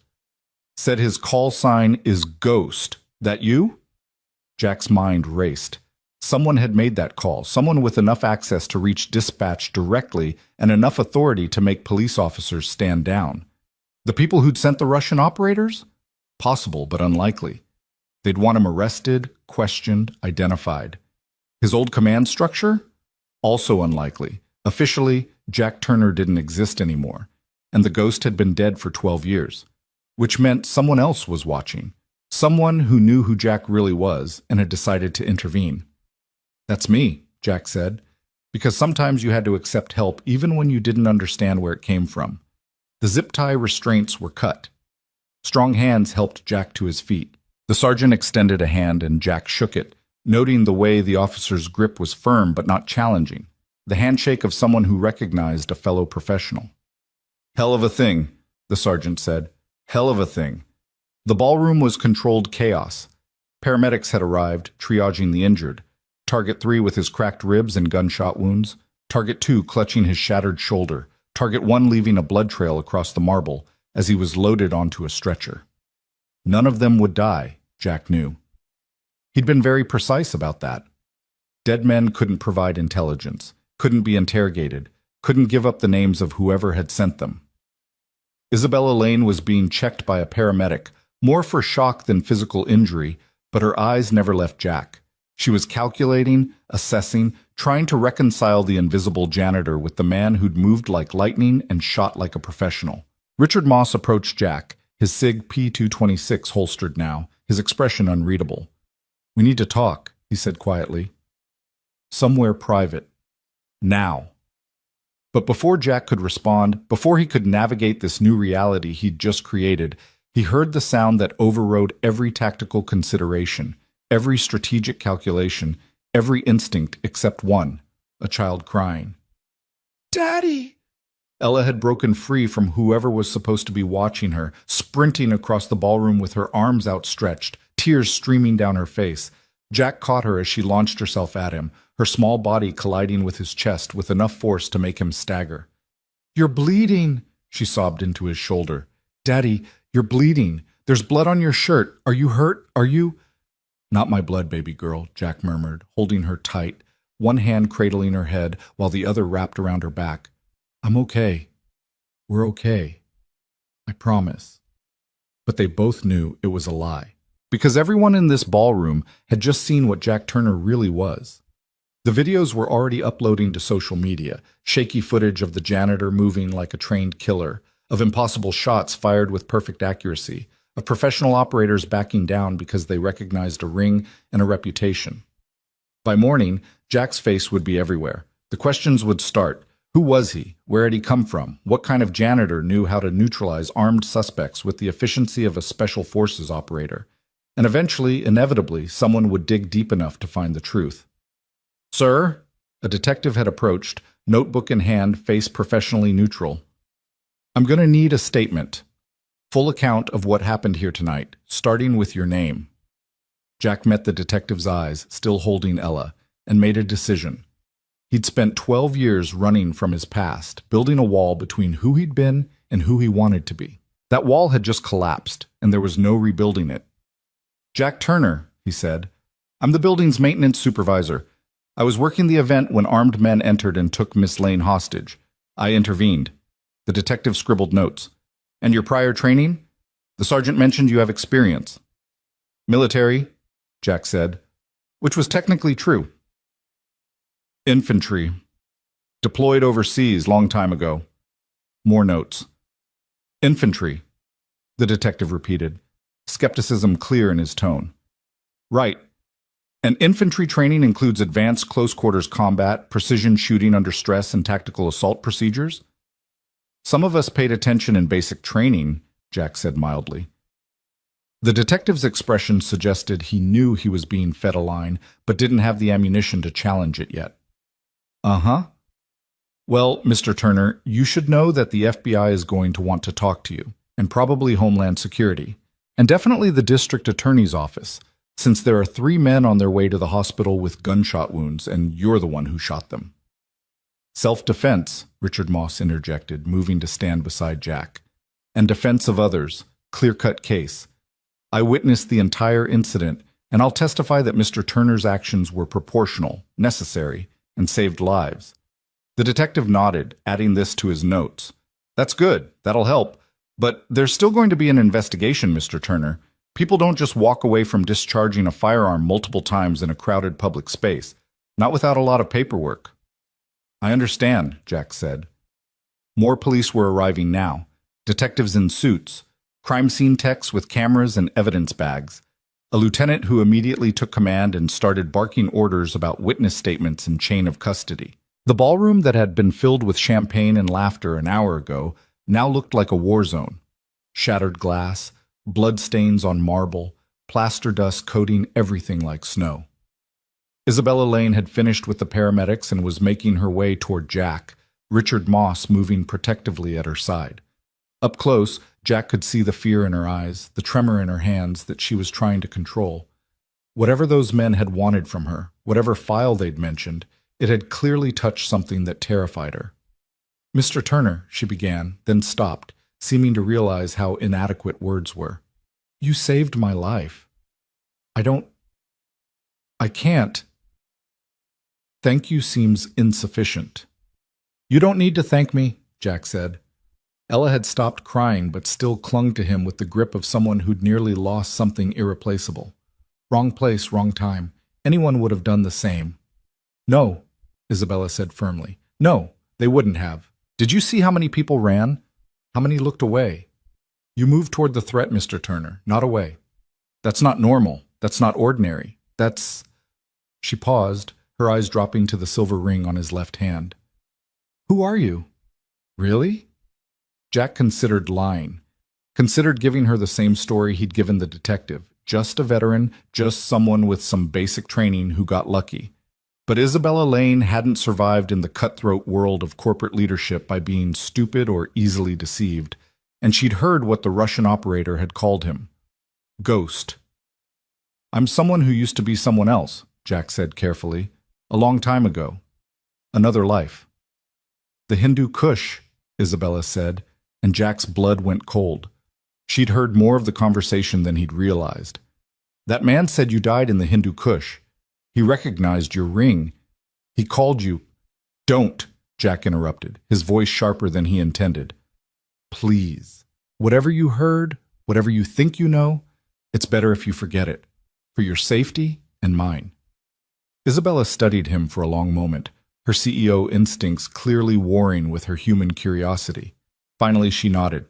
Okay, for now. But Mr. Turner, those men weren't random criminals. They knew things about me, about something I supposedly took. And they were professional enough that seeing your ring, made them abort a mission.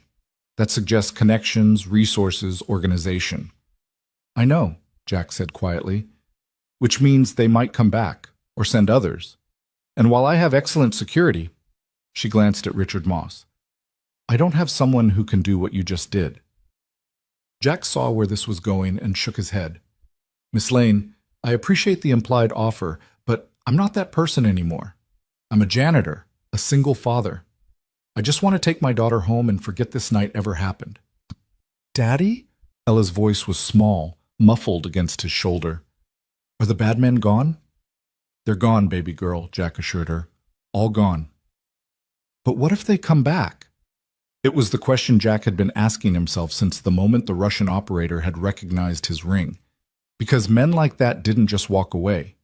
They retreated, regrouped, and returned with better planning and superior force. And whoever had sent them, whoever was pulling strings from somewhere in the shadows, they now knew that Jack Turner was alive, active, and protecting Isabella Lane, which made him a problem that would need to be solved.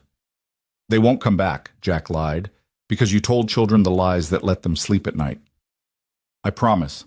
But over Ella's head, his eyes met Isabella's, and they both knew the truth. This wasn't over. It was just beginning. The detective returned with more questions. The FBI arrived and wanted their own statement. Richard Moss was coordinating with his team, establishing a security perimeter, arranging for Isabella's immediate relocation to a secure location. The ballroom slowly emptied of civilians, replaced by law enforcement and emergency personnel, all of them working to process what would undoubtedly become the most high-profile incident in the city's recent history. And through it all, Jack held his daughter and watched the life he'd carefully constructed over 12 years crack and crumble like cheap plaster. The mayor approached, his face grave, his concerns seemingly genuine. Mr. Turner, on behalf of the city, I want to thank you for your bravery tonight.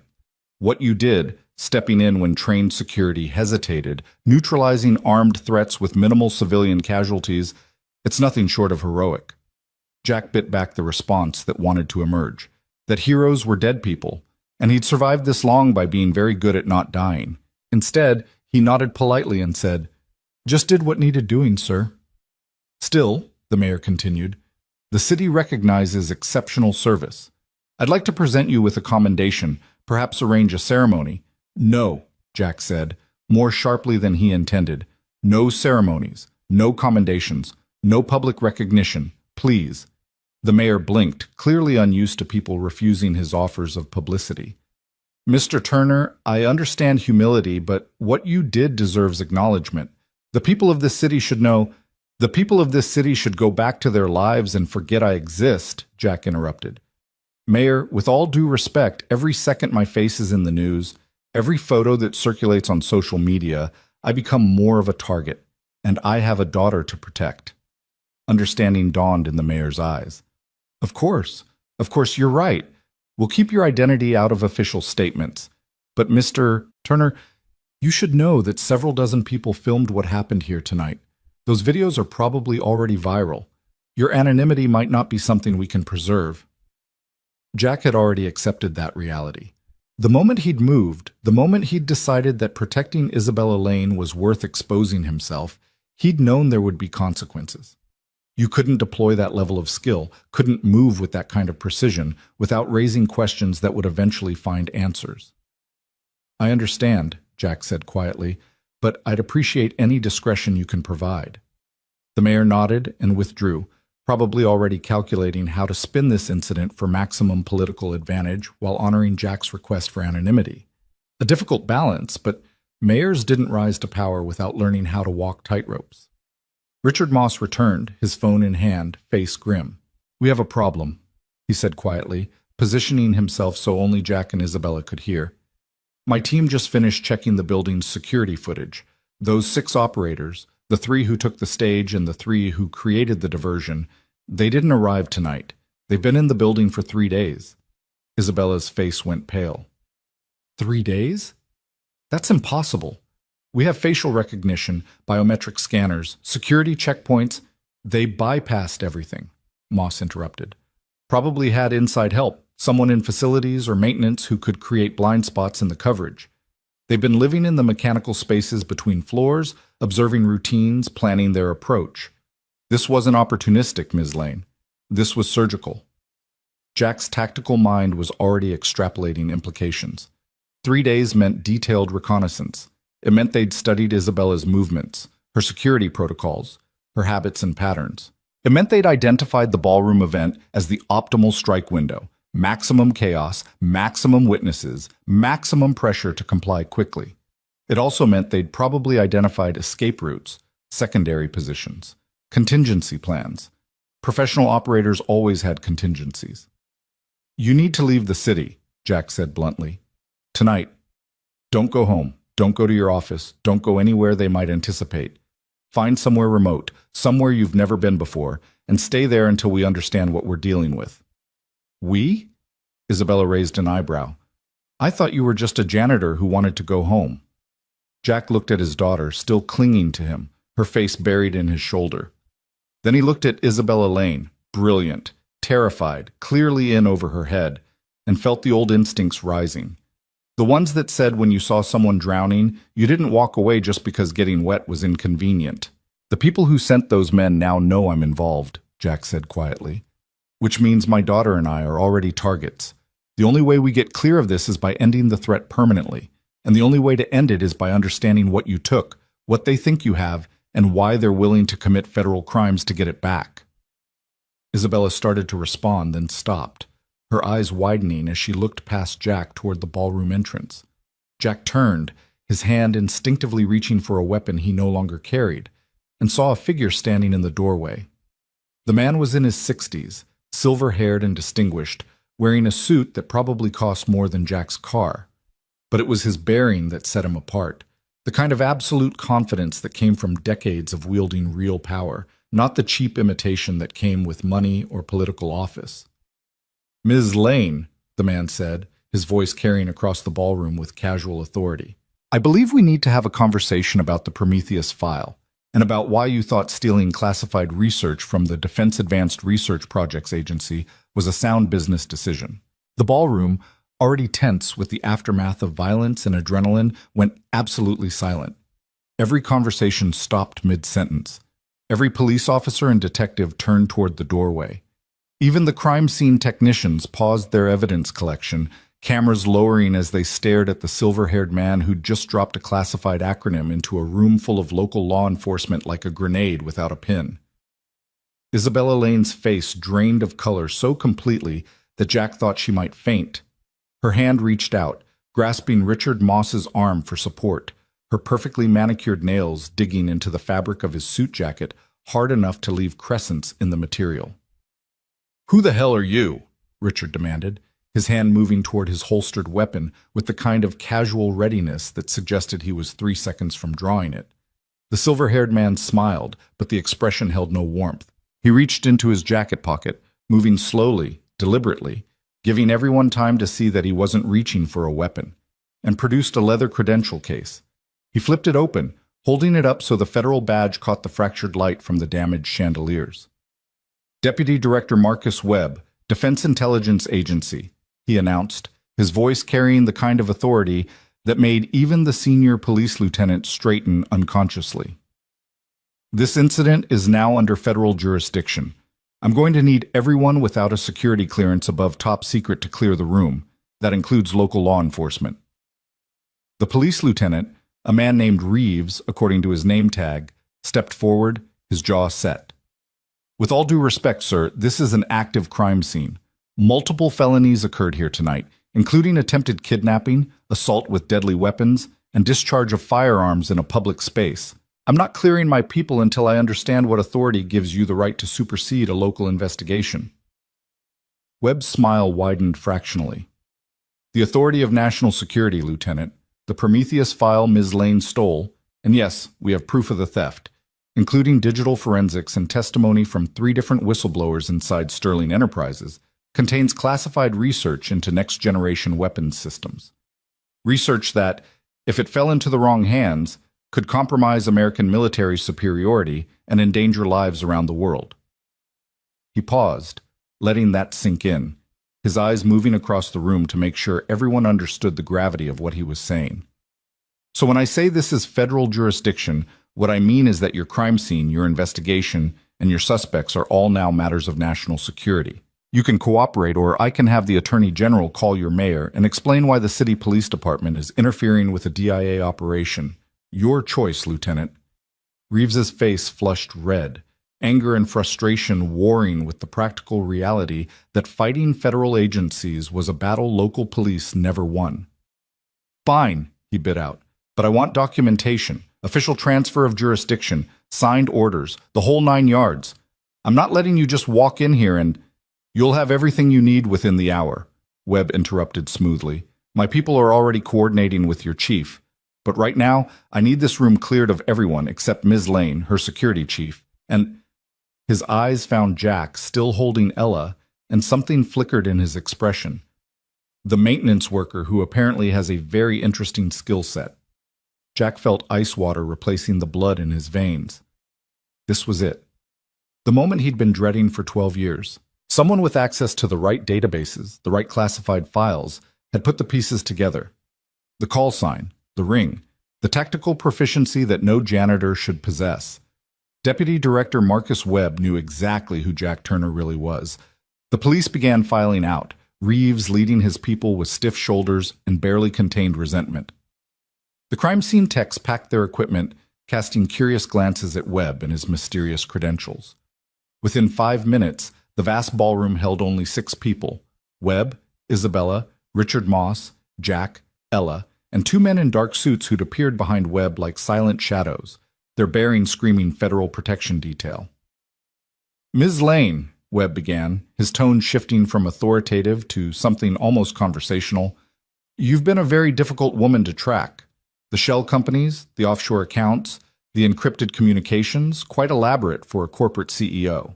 Almost as if you were trying to hide something. Isabella had regained some of her composure, her spine straightening, her voice steady when she spoke. I don't know what you're talking about. Sterling Enterprises conducts legitimate business research. If someone within my organization accessed classified materials without authorization, that's news to me.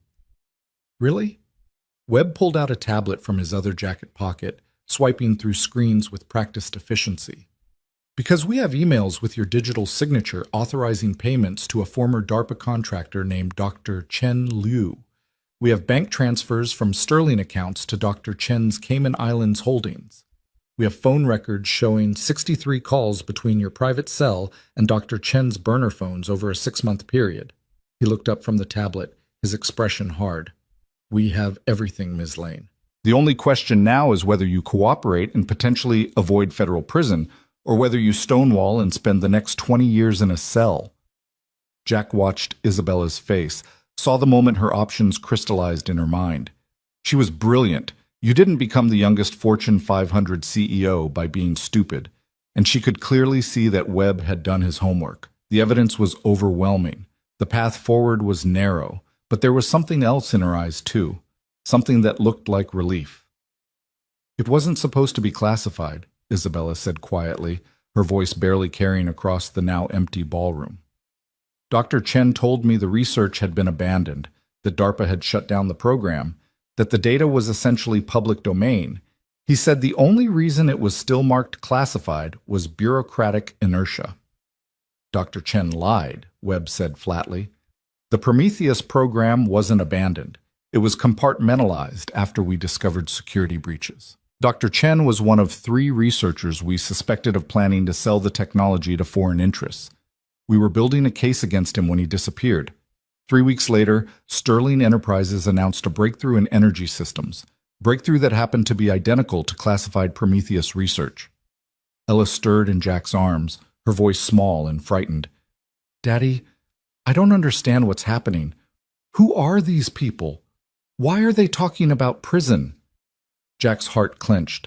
This was exactly what he'd been trying to avoid, Ella being exposed to the shadows and secrets that defined his old life. "It's okay, baby girl," he murmured, though they both knew it wasn't. "These people are just trying to sort out some grown-up problems. Nothing for you to worry about." Webb's eyes moved to Ella, and something in his expression softened fractionally. "How old is your daughter, Mr. Turner?" 9, Jack said, his voice carefully neutral. "And if this is a conversation about national security and classified research, maybe she shouldn't be here." "I agree." Webb gestured to one of his protection detail, a woman in her 30s with kind eyes and the kind of build that suggested serious gym time. "Agent Morrison, would you mind taking the young lady to one of the private offices upstairs? Maybe find her some hot chocolate, put on a movie?" Ella's grip on Jack tightened. "I don't want to leave Daddy." "I know, sweetheart," Webb said, and the gentleness in his voice seemed genuine. "But your father and I need to have a very boring adult conversation about very boring adult things. You'll be much happier watching cartoons with Agent Morrison, and I promise," he looked directly at Jack, "your father will come get you as soon as we're done talking. You have my word." Jack wanted to refuse, wanted to keep Ella close where he could protect her. But the truth was that whatever conversation was about to happen, his daughter didn't need to hear it. The details of classified programs and federal crimes and whatever role Jack had played in his former life, those weren't things a 9-year-old should be exposed to. "Go with Agent Morrison," Jack said softly, loosening his grip on Ella even though every instinct screamed at him to hold tighter. "She'll take care of you, and I'll be there before you know it, okay?" Ella's eyes were wet, but she nodded, sliding down from Jack's arms with visible reluctance. Agent Morrison extended a hand, and after a moment's hesitation, Ella took it. "What kind of movies do you like?" Morrison asked as she led Ella toward the exit, her voice warm and conversational. "I bet there's a Disney Plus account somewhere in this building." Their voices faded as they disappeared through the doorway, and Jack felt part of his soul go with them. Ella was his anchor, his reason for maintaining the fiction of normalcy. Without her here, he was just a man standing in a ballroom full of secrets and lies, facing people who knew exactly what those secrets were. Webb waited until Morrison and Ella were gone before speaking again. "Commander Jack Turner, call sign Ghost, leader of Special Operations Task Force 6, officially killed in action January 2013 during a classified operation in the Hindu Kush Mountains." He paused, studying Jack's face. "Except you weren't killed, were you? You were extracted, given a new identity, and told to disappear. And for 12 years you did. Until tonight." Richard Moss had gone pale, his eyes darting between Webb and Jack with an expression that suggested his entire understanding of reality was being rewritten in real time. "Commander," he repeated, "you're military? Special forces?" "Was," Jack corrected quietly. "A long time ago. Different life." "Jesus Christ," Richard breathed. I was Secret Service. Presidential detail. I thought I knew how to spot operators. You've been working maintenance in this building for 6 months, and I never, not once, I never even suspected." "That was the point," Webb said. "The Ghost program was one of the most classified operations in modern military history. The soldiers selected for Task Force 6 underwent psychological conditioning, specialized training, and identity suppression protocols that made them functionally invisible in civilian contexts. They could blend into any environment, any socioeconomic level, any community. And when situations required their particular skill set, they could transition from civilian to operator in seconds." He gestured toward the stage where blood still stained the marble, where evidence markers showed the positions where Jack had neutralized 3 armed men with the kind of precision that most SWAT teams couldn't achieve. "Like tonight, maintenance worker one moment, tactical assault specialist the next. It's actually quite impressive, Commander. Most Ghost operatives couldn't maintain the fiction for more than a few years before the conditioning broke down. But 12 years? That's exceptional. Jack said nothing. What could he say? That he'd maintained the fiction because his wife had been real, his daughter was real, his love for them was the only truth he'd clung to in a world built on deception? That the conditioning hadn't broken down because he'd never wanted to be the ghost again? Isabella was staring at him with an expression that mixed awe and fear in equal measure. "You're a government assassin," she said, her voice hollow. "The janitor I barely noticed for 6 months is a trained killer who— What?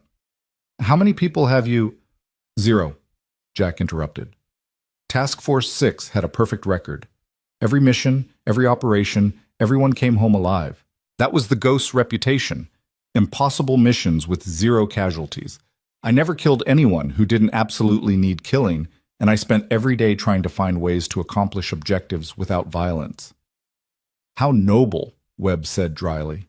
Which is why the operation in the Hindu Kush went so well, despite losing a helicopter, evading enemy forces for 6 weeks, and emerging with your entire team intact, but the mission objectives completely unfulfilled. The words hit Jack like a physical blow. The Hindu Kush operation, the mission that had ended his military career, that had resulted in his official death and civilian resurrection, had been a disaster by every metric except the one that mattered to Jack. His team survived. The objectives were flawed, Jack said quietly. The intelligence was wrong. The targets weren't enemy combatants. They were civilians, refugees fleeing from Taliban forces. I wasn't going to authorize an airstrike on women and children just because some analyst 5,000 miles away misidentified them as hostiles. Webb's expression didn't change. And that decision, that unauthorized deviation from mission parameters, cost the United States strategic intelligence that could have prevented 3 terrorist attacks in the following year, attacks that killed 47 people, including 2 Americans. But at least you maintained your moral high ground, Commander. The accusation hung in the air like poisoned gas.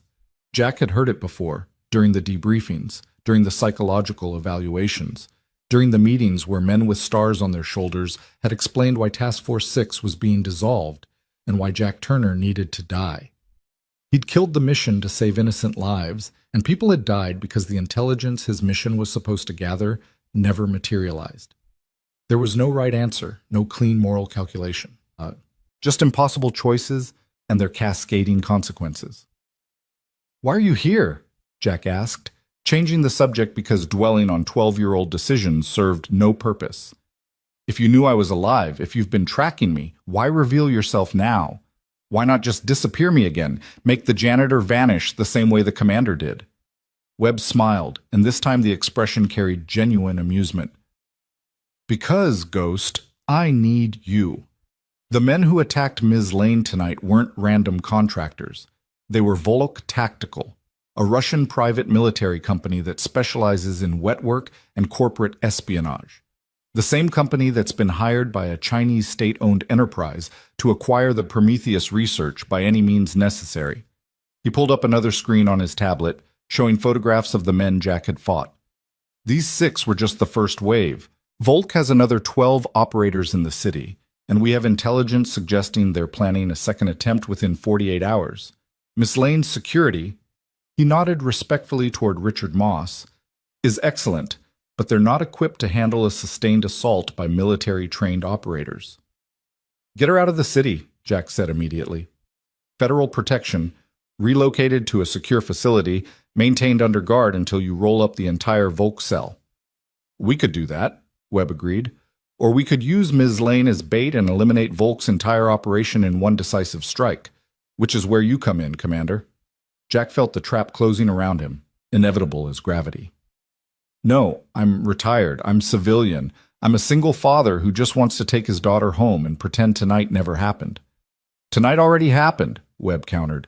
"Those videos of you neutralizing armed suspects with operator-level proficiency are already viral. By morning, every intelligence agency in the world will be analyzing that footage, running facial recognition, trying to identify the mysterious janitor with ghost-level skills. Your anonymity is gone, Commander. The question now is whether you use the limited time you have left to protect your daughter by eliminating the threat permanently, or whether you run and hope they don't find you before you're too old to fight back." Isabella spoke up, her voice steadier now, her CEO instincts reasserting themselves despite the fear in her eyes. I don't want to be bait. I don't want anyone else getting hurt because I made a mistake trusting Dr. Chen. If there's a way to end this without more violence, there isn't, Webb interrupted bluntly. The Chinese don't give up when they want something. Neither does Volk. They'll keep coming, keep escalating, until either they get the Prometheus data or enough people die that continuing the operation becomes more expensive than abandoning it. The only way to truly end this is to make it clear that pursuing you is a death sentence. He turned back to Jack, his expression hardening. That's where the ghost comes in. We set up a scenario where Volk makes their second attempt. You're in position, along with a DIA tactical team, as backup.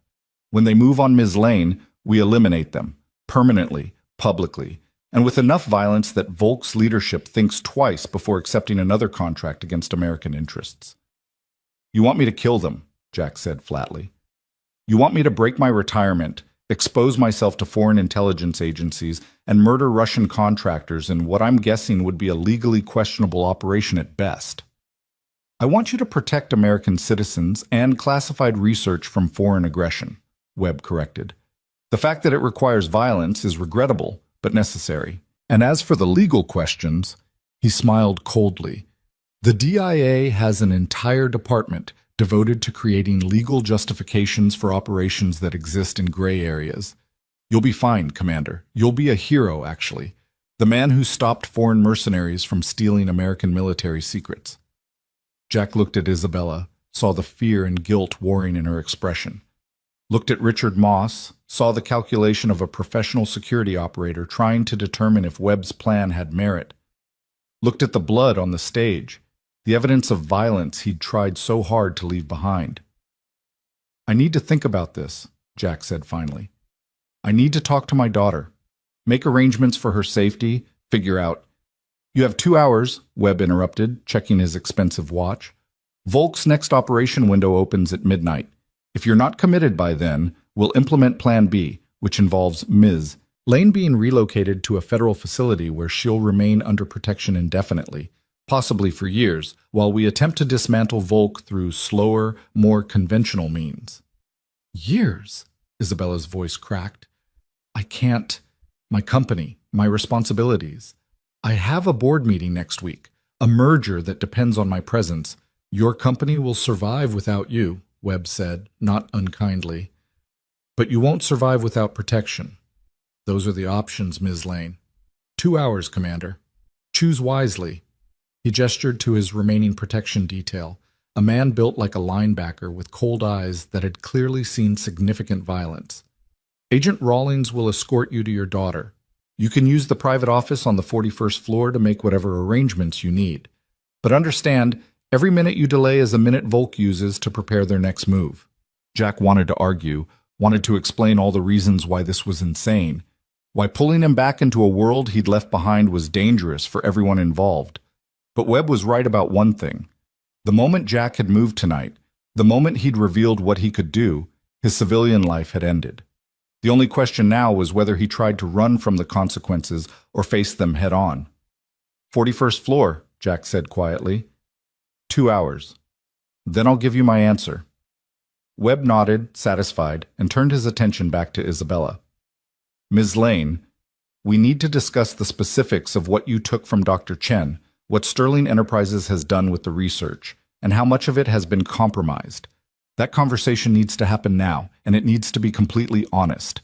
Agent Rawlings, escort Commander Turner to the private offices. Make sure he has everything he needs.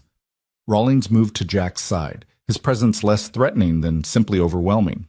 This way, sir, he said, his voice carrying the flat effect of someone who'd learned to feel nothing while doing terrible things. Jack followed, his mind already racing through scenarios and probabilities, trying to find a path forward that didn't end with his daughter orphaned or himself dead. The ballroom doors closed behind them, muffling the sound of Webb interrogating Isabella about classified research and corporate espionage. The elevator ride to the 41st floor was silent, except for the mechanical hum of cables and motors. Rawlings stood at parade rest, his eyes forward, his presence filling the small space with the kind of quiet menace that came from absolute confidence in one's ability to inflict violence. You served? Jack asked quietly. Marines, Rawlings said without looking at him. Force Recon.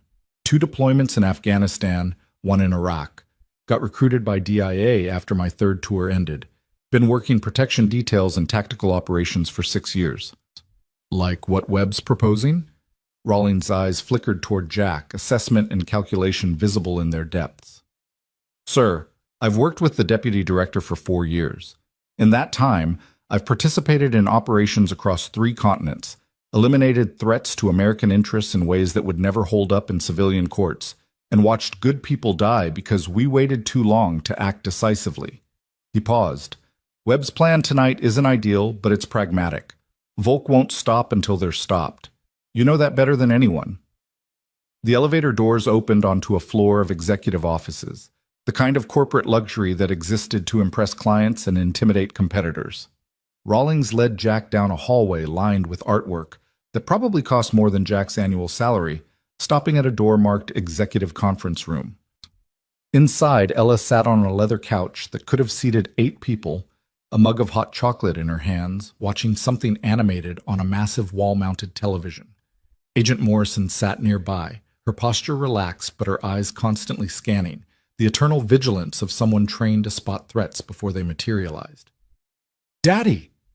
Ella set down her hot chocolate and ran to Jack, throwing her arms around his waist. "Agent Morrison has been really nice. She let me pick any movie I wanted, and she knows all the princesses' names, and she said after this we could watch another one if I wanted." "That's great, baby girl," Jack said, kneeling to be at her eye level, his hands gentle on her shoulders. "Agent Morrison, could you give us a few minutes? Private conversation?" Morrison looked to Rawlings, who nodded once. Both agents stepped into the hallway, closing the door behind them with a soft click that somehow felt more ominous than a slamming. Jack guided Ella back to the couch, sitting beside her, trying to find words that would explain the unexplainable to a 9-year-old who'd already seen far too much tonight. "Sweetheart, we need to talk about what happened downstairs. About what you saw." Ella's face grew serious, older than her years. "You hurt those bad men. You had a gun. You moved like in the movies Mom never let me watch." "I know," Jack said softly, "and I'm sorry you had to see that. That's not who I want to be. That's not who I've been since you were born." "But that's who you were before, right?" Ella's eyes, Sarah's eyes, searched his face. "Before Mom, before me. You were a soldier who did dangerous things." There was no point in lying. Ella had heard Webb's speech, had heard the title Commander, had seen her father move with a proficiency that couldn't be explained away as basic infantry training. "Yes," Jack admitted. "A long time ago I was a soldier. I did dangerous things, impossible things, things I'm not proud of. But when I met your mom, when you were born, I walked away from all of that. I became just Dad. And that's all I've wanted to be for your entire life." "But now the dangerous things found us anyway," Ella said, her voice small but steady. "Those bad men who wanted to hurt that lady, they knew who you were. They were scared of you." "They were scared of who I used to be," Jack corrected. "The ghost. That's what they called me. Because I was good at being invisible, at moving through places without being seen. But that person, he died a long time ago. He died so that you could have a normal father, a normal life." Ella was quiet for a long moment, her small hands wrapped around the cooling mug of hot chocolate. "Mom knew, didn't she, about the ghost?" Jack felt his throat tighten. "Your mom knew I had a past. She didn't know the details, didn't want to know. She just knew that I loved her, that I loved you, and that I'd do anything to protect our family. That was enough for her. Is that why you saved that lady tonight? To protect people?" "Yes. But now you're in trouble because of it. That man, Deputy Director Webb, he wants you to do dangerous things again. I heard Agent Morrison talking to Agent Rawlings on her phone." Ella looked up at Jack, tears forming in her eyes. "Daddy, I don't want you to die like Mom died. I can't.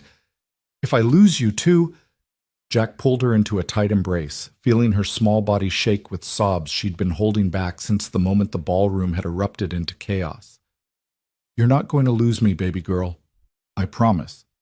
Whatever happens, whatever I have to do, I'm coming back to you. Always." But even as he said the words, Jack knew they might be a lie. The operation Webb was proposing, using Isabella as bait, engaging Volk operators in a direct confrontation, had too many variables, too many opportunities for things to go catastrophically wrong.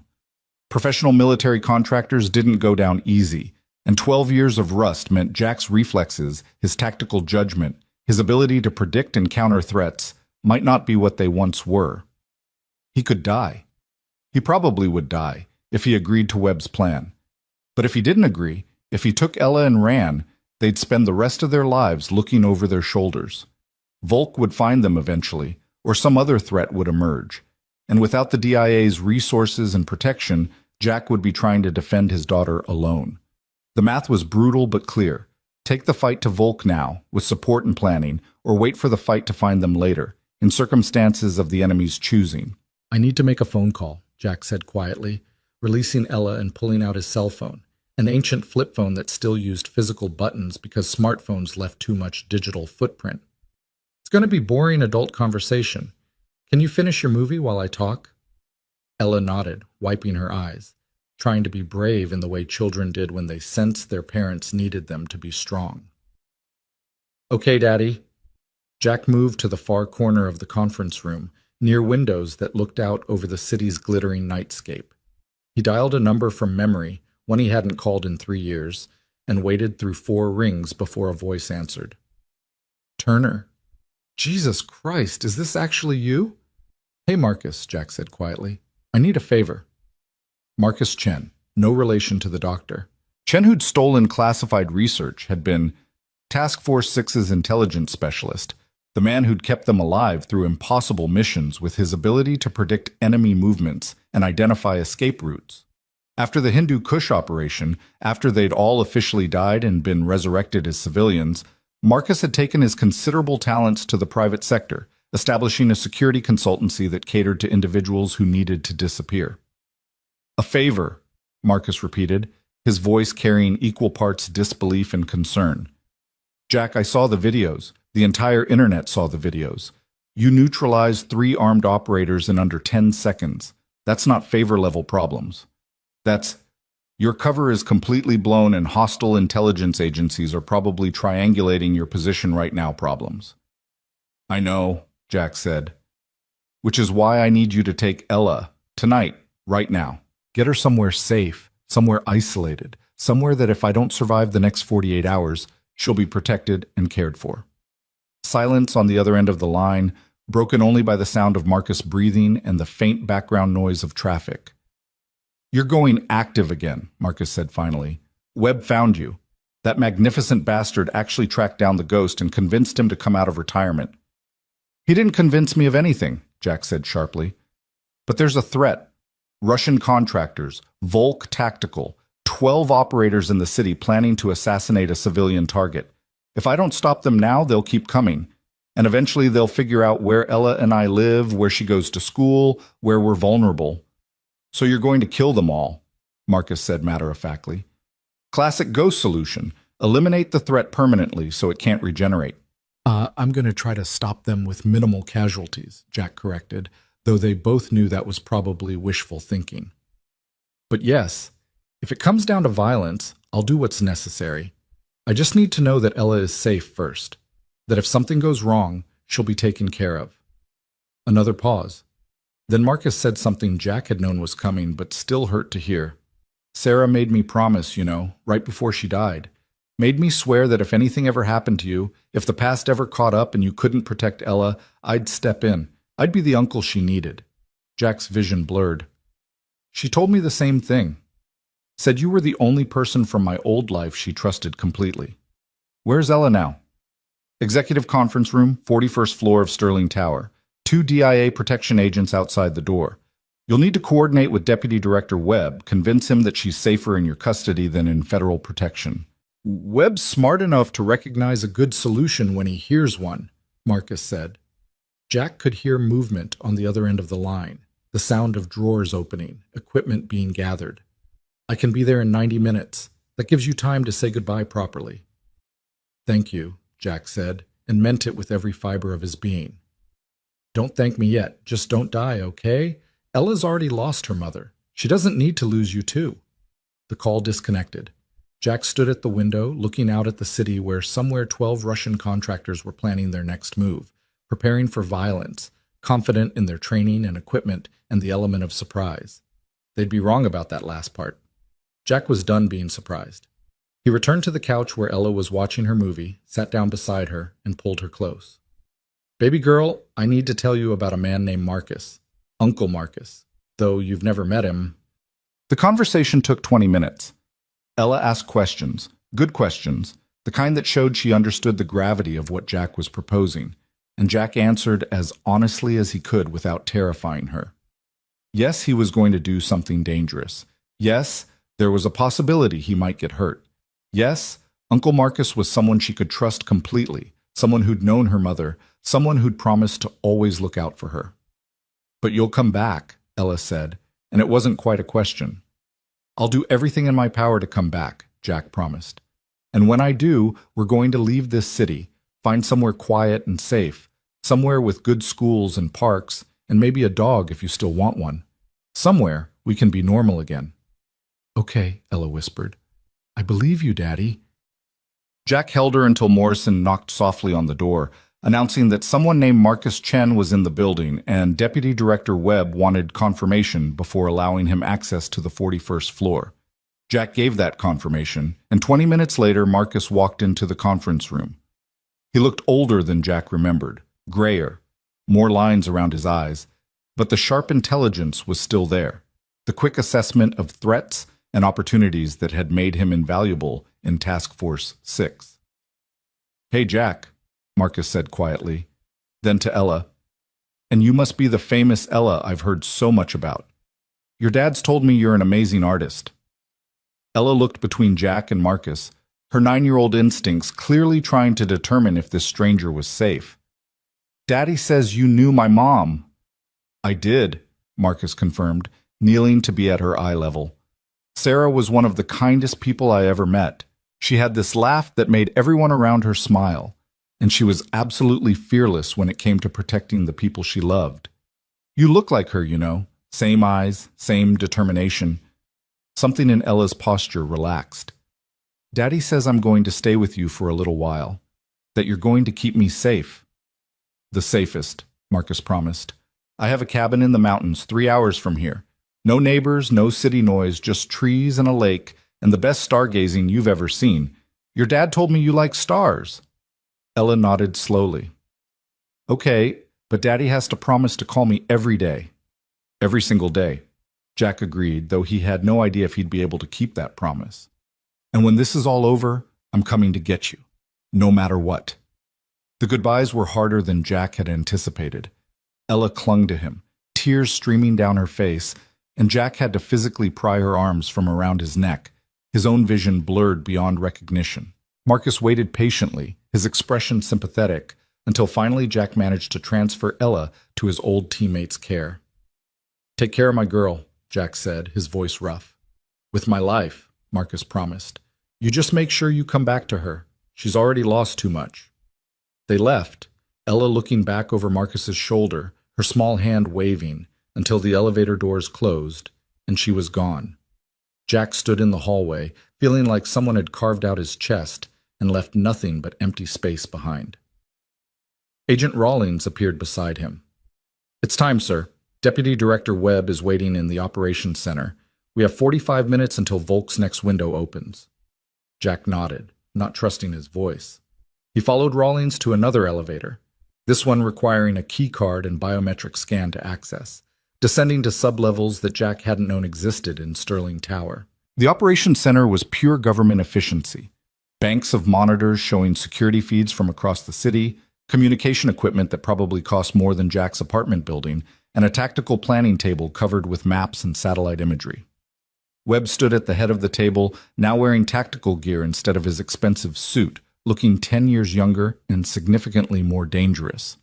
"Commander," Webb said, "welcome back to the world. Let's discuss how we're going to end Volk Tactical permanently." The tactical planning table glowed with overlaid satellite imagery, street maps, and real-time tracking data that painted a picture of a city unaware it was hosting a shadow war. Webb's finger traced routes on the illuminated surface, marking positions with the casual expertise of someone who'd planned hundreds of operations just like this one. Volk's remaining operators are staged in 3 locations, Webb began, his voice all business now, the silver-haired diplomat replaced by the tactical commander he'd once been. 4 men in a warehouse in the industrial district, 4 more in a luxury apartment overlooking the harbor, and the final 4 maintaining mobile surveillance positions. They're compartmentalized. If one cell is compromised, the others can continue operations independently. Jack studied the map, his mind automatically calculating sight lines, escape routes, choke points. 12 years might have passed, but tactical analysis was like breathing, once learned, impossible to forget. You're tracking them how? Electronic surveillance, human intelligence? Both, Webb said. NSA gave us access to their cell tower data after tonight's incident qualified as domestic terrorism. We've identified the burner phones Volk's using, traced their communication patterns, and isolated their probable staging areas. The apartment is confirmed. We have eyes on it right now. Thermal imaging shows 4 heat signatures. The warehouse is 90% certain based on vehicle movements and purchases made at a nearby tactical supply store. And the mobile units? Webb's expression tightened. Those are the problem. They're professionals who understand counter-surveillance. They move in patterns designed to defeat tracking, switch vehicles every few hours, never stay in one location long enough for us to establish reliable observation. We know they exist because of intercepted communications, but their current positions are unknown. Jack saw the operational challenge immediately. Taking down the warehouse and apartment cells would be relatively straightforward. Static targets, known positions, ability to establish superiority of force. But the mobile units represented a wild card, a threat that could materialize from any direction at any moment. What's the bait scenario? Jack asked. How are you planning to draw them out? Webb pulled up another layer on the tactical display, showing Sterling Tower and the surrounding blocks. Ms. Lane returns to her penthouse here in the tower. We make it look like normal security, her regular protection detail, nothing unusual. But we have DIA tactical teams staged in adjacent buildings, aerial surveillance, and a perimeter that will trigger the moment any Volk operators move within 3 blocks. They'll spot the perimeter, Jack said flatly. These aren't amateurs. They'll have done reconnaissance, identified your surveillance positions, planned approach vectors that minimize exposure. Which is why you're not part of the perimeter, Webb said, pulling up a schematic of Sterling Tower itself. You'll be inside the penthouse with Ms. Lane, close protection. When Volk makes their move, you'll be the last line of defense until our tactical teams can collapse the perimeter and neutralize the threat. Jack studied the tower schematic, noting entry points, stairwells, elevator banks. They won't come through the front door, too exposed, too many security checkpoints.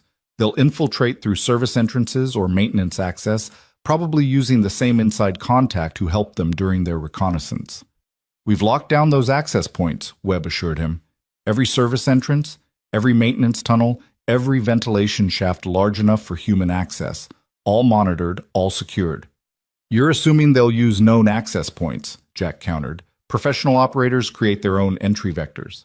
Exterior wall breaches, roof insertions, even climbing the building's facade if they have the equipment. He paused, a memory surfacing from his task force 6 days. In Kandahar, we infiltrated a supposedly secure compound by rappelling down from the adjacent building's roof. Everyone was watching the ground-level approaches. Nobody thought to look up. Webb's expression showed grudging respect. Point taken. We'll add aerial observation assets and establish rooftop security. Anything else? Jack was about to respond when his combat instincts, dormant for years but now fully awake, registered something wrong. It was subtle, more feeling than fact, but in his old life, ignoring those feelings had been the difference between mission success and body bags. This entire plan assumes Volk doesn't know about DIA involvement, Jack said slowly. But they had to know the ballroom operation failed. They had to have extraction protocols, emergency communications. Which means their remaining operators know that 3 of their teammates were captured and are probably talking to federal interrogators right now. Webb's face remained neutral, but something flickered in his eyes. The 3 suspects from the ballroom are currently in DIA custody, They're being interrogated, but so far they've refused to provide any intelligence. So Volk's leadership knows you have their people, Jack pressed. They know Isabella Lane is under federal protection. They know the operation is compromised. Why would they continue? Why not abort, cut their losses, and disappear? Because they're being paid $20 million, Webb said. And Volk's reputation depends on contract completion. If they abort now, they lose not just this payment, but future contracts. In the private military world, reputation is everything. Jack wasn't convinced. Something about the operational logic felt wrong, like a puzzle piece that didn't quite fit, but had been forced into place anyway. Professional military contractors valued their lives more than their reputations. You couldn't spend money when you were dead, unless the money wasn't the real motivation. Who's paying them? Jack asked.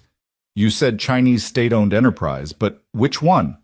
And why is this Prometheus research worth $20 million and a high-risk operation in American territory?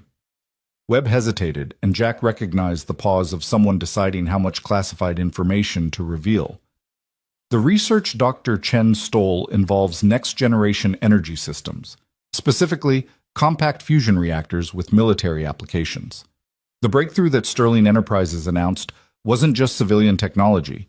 It was the key to portable high-energy weapons systems, advanced propulsion, even tactical nuclear devices small enough to fit in a briefcase. The implications hit Jack like a freight train. This wasn't corporate espionage. This was proliferation of weapons technology that could fundamentally alter the global balance of power. If China acquired functional compact fusion research, they could develop weapons systems that would make current American military superiority irrelevant. Jesus Christ, Jack breathed. How much of this does Isabella Lane understand? Does she know she didn't just steal corporate secrets? She helped create the next generation of weapons of mass destruction? Ms. Lane believed she was developing civilian energy technology, Webb said. And to be fair, the applications are dual use. Compact fusion could revolutionize power generation, enable space exploration, solve climate change, but it could also enable weapons that make current nuclear arsenals look primitive by comparison. Jack's tactical assessment recalibrated. If the stakes were this high, if the Chinese government was this invested in acquiring the research, then Volk wasn't just protecting their reputation. They were operating under orders that probably included success or death clauses, the kind of contracts where failure meant more than just lost future business. You're not planning to capture them, Jack said, understanding dawning. You're planning to kill them, all of them, because you can't risk any intelligence about the Prometheus research escaping, and you can't risk Volk operators reporting back about American capabilities. Webb met his gaze steadily. This is a zero-sum operation, Commander. Either we eliminate the threat permanently, or we accept that hostile foreign actors have detailed knowledge of America's most classified weapons research. Those are the only two outcomes that preserve national security. What about the legal justifications you mentioned? The Attorney General's office, the whole "we have lawyers for this" speech? We have lawyers, Webb confirmed. Very good lawyers who will ensure that everything we do tonight falls into legally defensible gray areas. Self-defense, protection of federal witnesses, prevention of imminent terrorist acts. Take your pick. They're all technically accurate and completely false. Jack had operated in those gray areas before, during his Task Force 6 days. Missions where the official record bore no resemblance to what actually happened, where enemy combatants died in ways that couldn't be traced back to American operators, where success was measured in problems that quietly disappeared rather than headlines that loudly celebrated. He'd walked away from that world because Sarah had shown him there was another way to live, another way to measure success and honor and worth. And now Webb was asking him to walk back into the shadows, to become the ghost again, to accept that some problems could only be solved with violence. I want it on record, Jack said quietly, that I'm doing this under protest, that I believe there are alternatives that don't require killing 12 men, regardless of their intentions or affiliations. But I also understand that my daughter's safety depends on Volk being neutralized permanently. So I'll do what you're asking, Deputy Director. I'll be the ghost one more time. That's all I needed to hear, Webb said, and if there was relief in his voice, he hit it well. Let's discuss operational details. Timing, equipment, rules of engagement. The next 90 minutes passed in a blur of tactical planning that felt simultaneously foreign and familiar.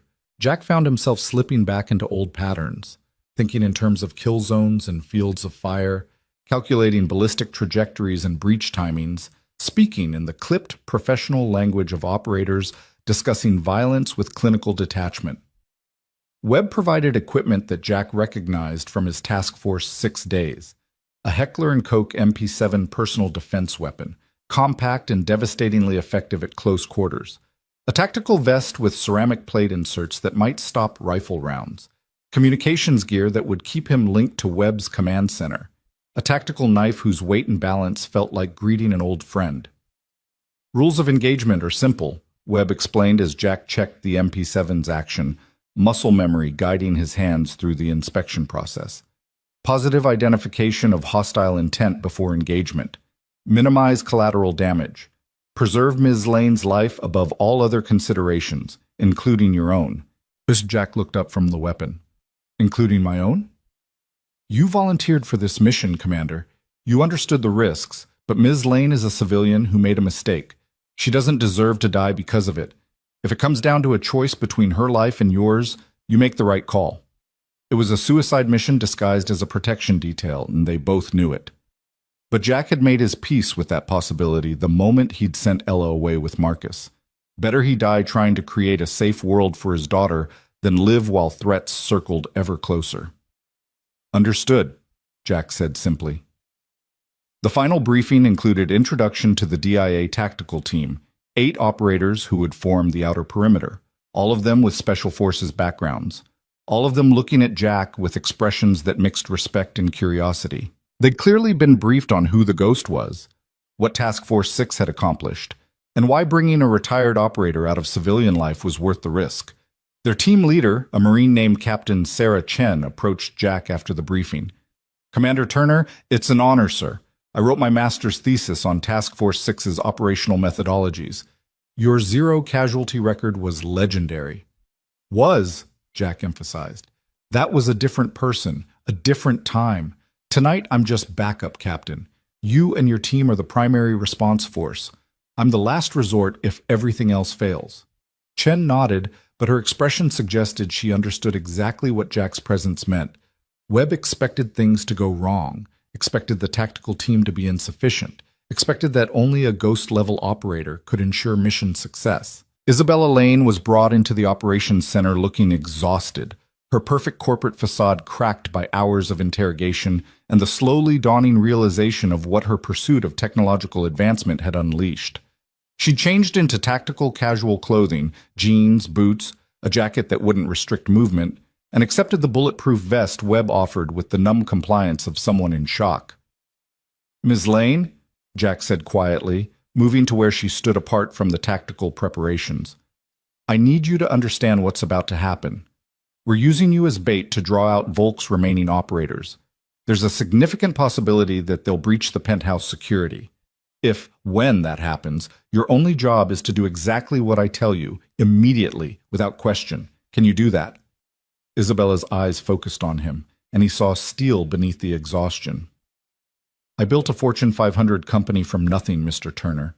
I'm not some helpless damsel who'll freeze when things get difficult. If you tell me to run, I run.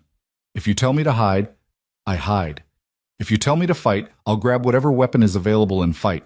Just keep me alive long enough to fix the mistake I made trusting Dr. Chen. Jack respected that answer.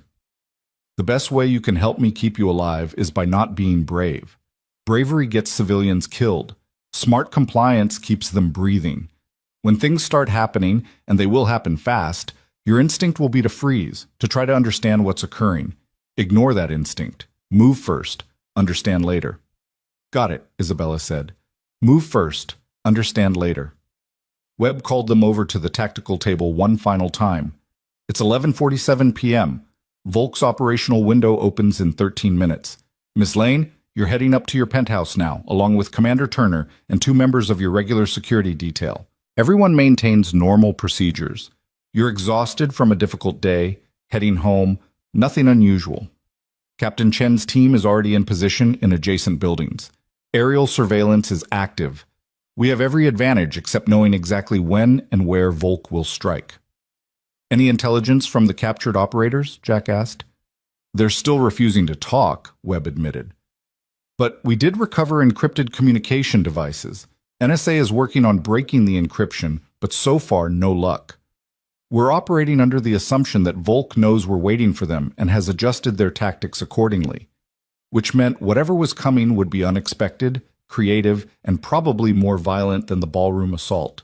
Volk's leadership would have analyzed what went wrong the first time, would have identified Jack as the variable that disrupted their operation, and would be planning accordingly. "Let's move," Webb said. "And Commander, Sarah made you promise to give Ella a normal life. Make sure you survive tonight to keep that promise." The trip up to Isabella's penthouse felt surreal. Riding a private elevator with bulletproof glass, passing through security checkpoints that included retinal scans and biometric verification, entering a living space that occupied the entire top floor of Sterling Tower with 360-degree views of the city lights. Isabella's regular security detail, two competent professionals named Rodriguez and Thompson, took positions by the main entrance, their awareness heightened but their demeanor professional. They'd been briefed on the situation, knew they were bait in a trap designed to catch Russian military contractors, and had volunteered for duty despite the risks. Jack moved through the penthouse, checking sight lines and cover positions with the automatic thoroughness of his training. Floor-to-ceiling windows offered spectacular views but zero tactical advantage. They were just expensive backstops for any rounds that missed their targets. The furniture was designer quality, but fragile, nothing that would stop bullets or provide meaningful concealment. The kitchen area had a granite counter that might offer some protection, but the layout was open concept, designed for entertaining rather than defense. "Your penthouse is a tactical nightmare," Jack informed Isabella, who'd collapsed onto a leather sofa that probably cost more than a car. "No choke points, minimal cover, too many access vectors. If I were planning an assault on this location, I'd rate it as ideal for attackers, terrible for defenders."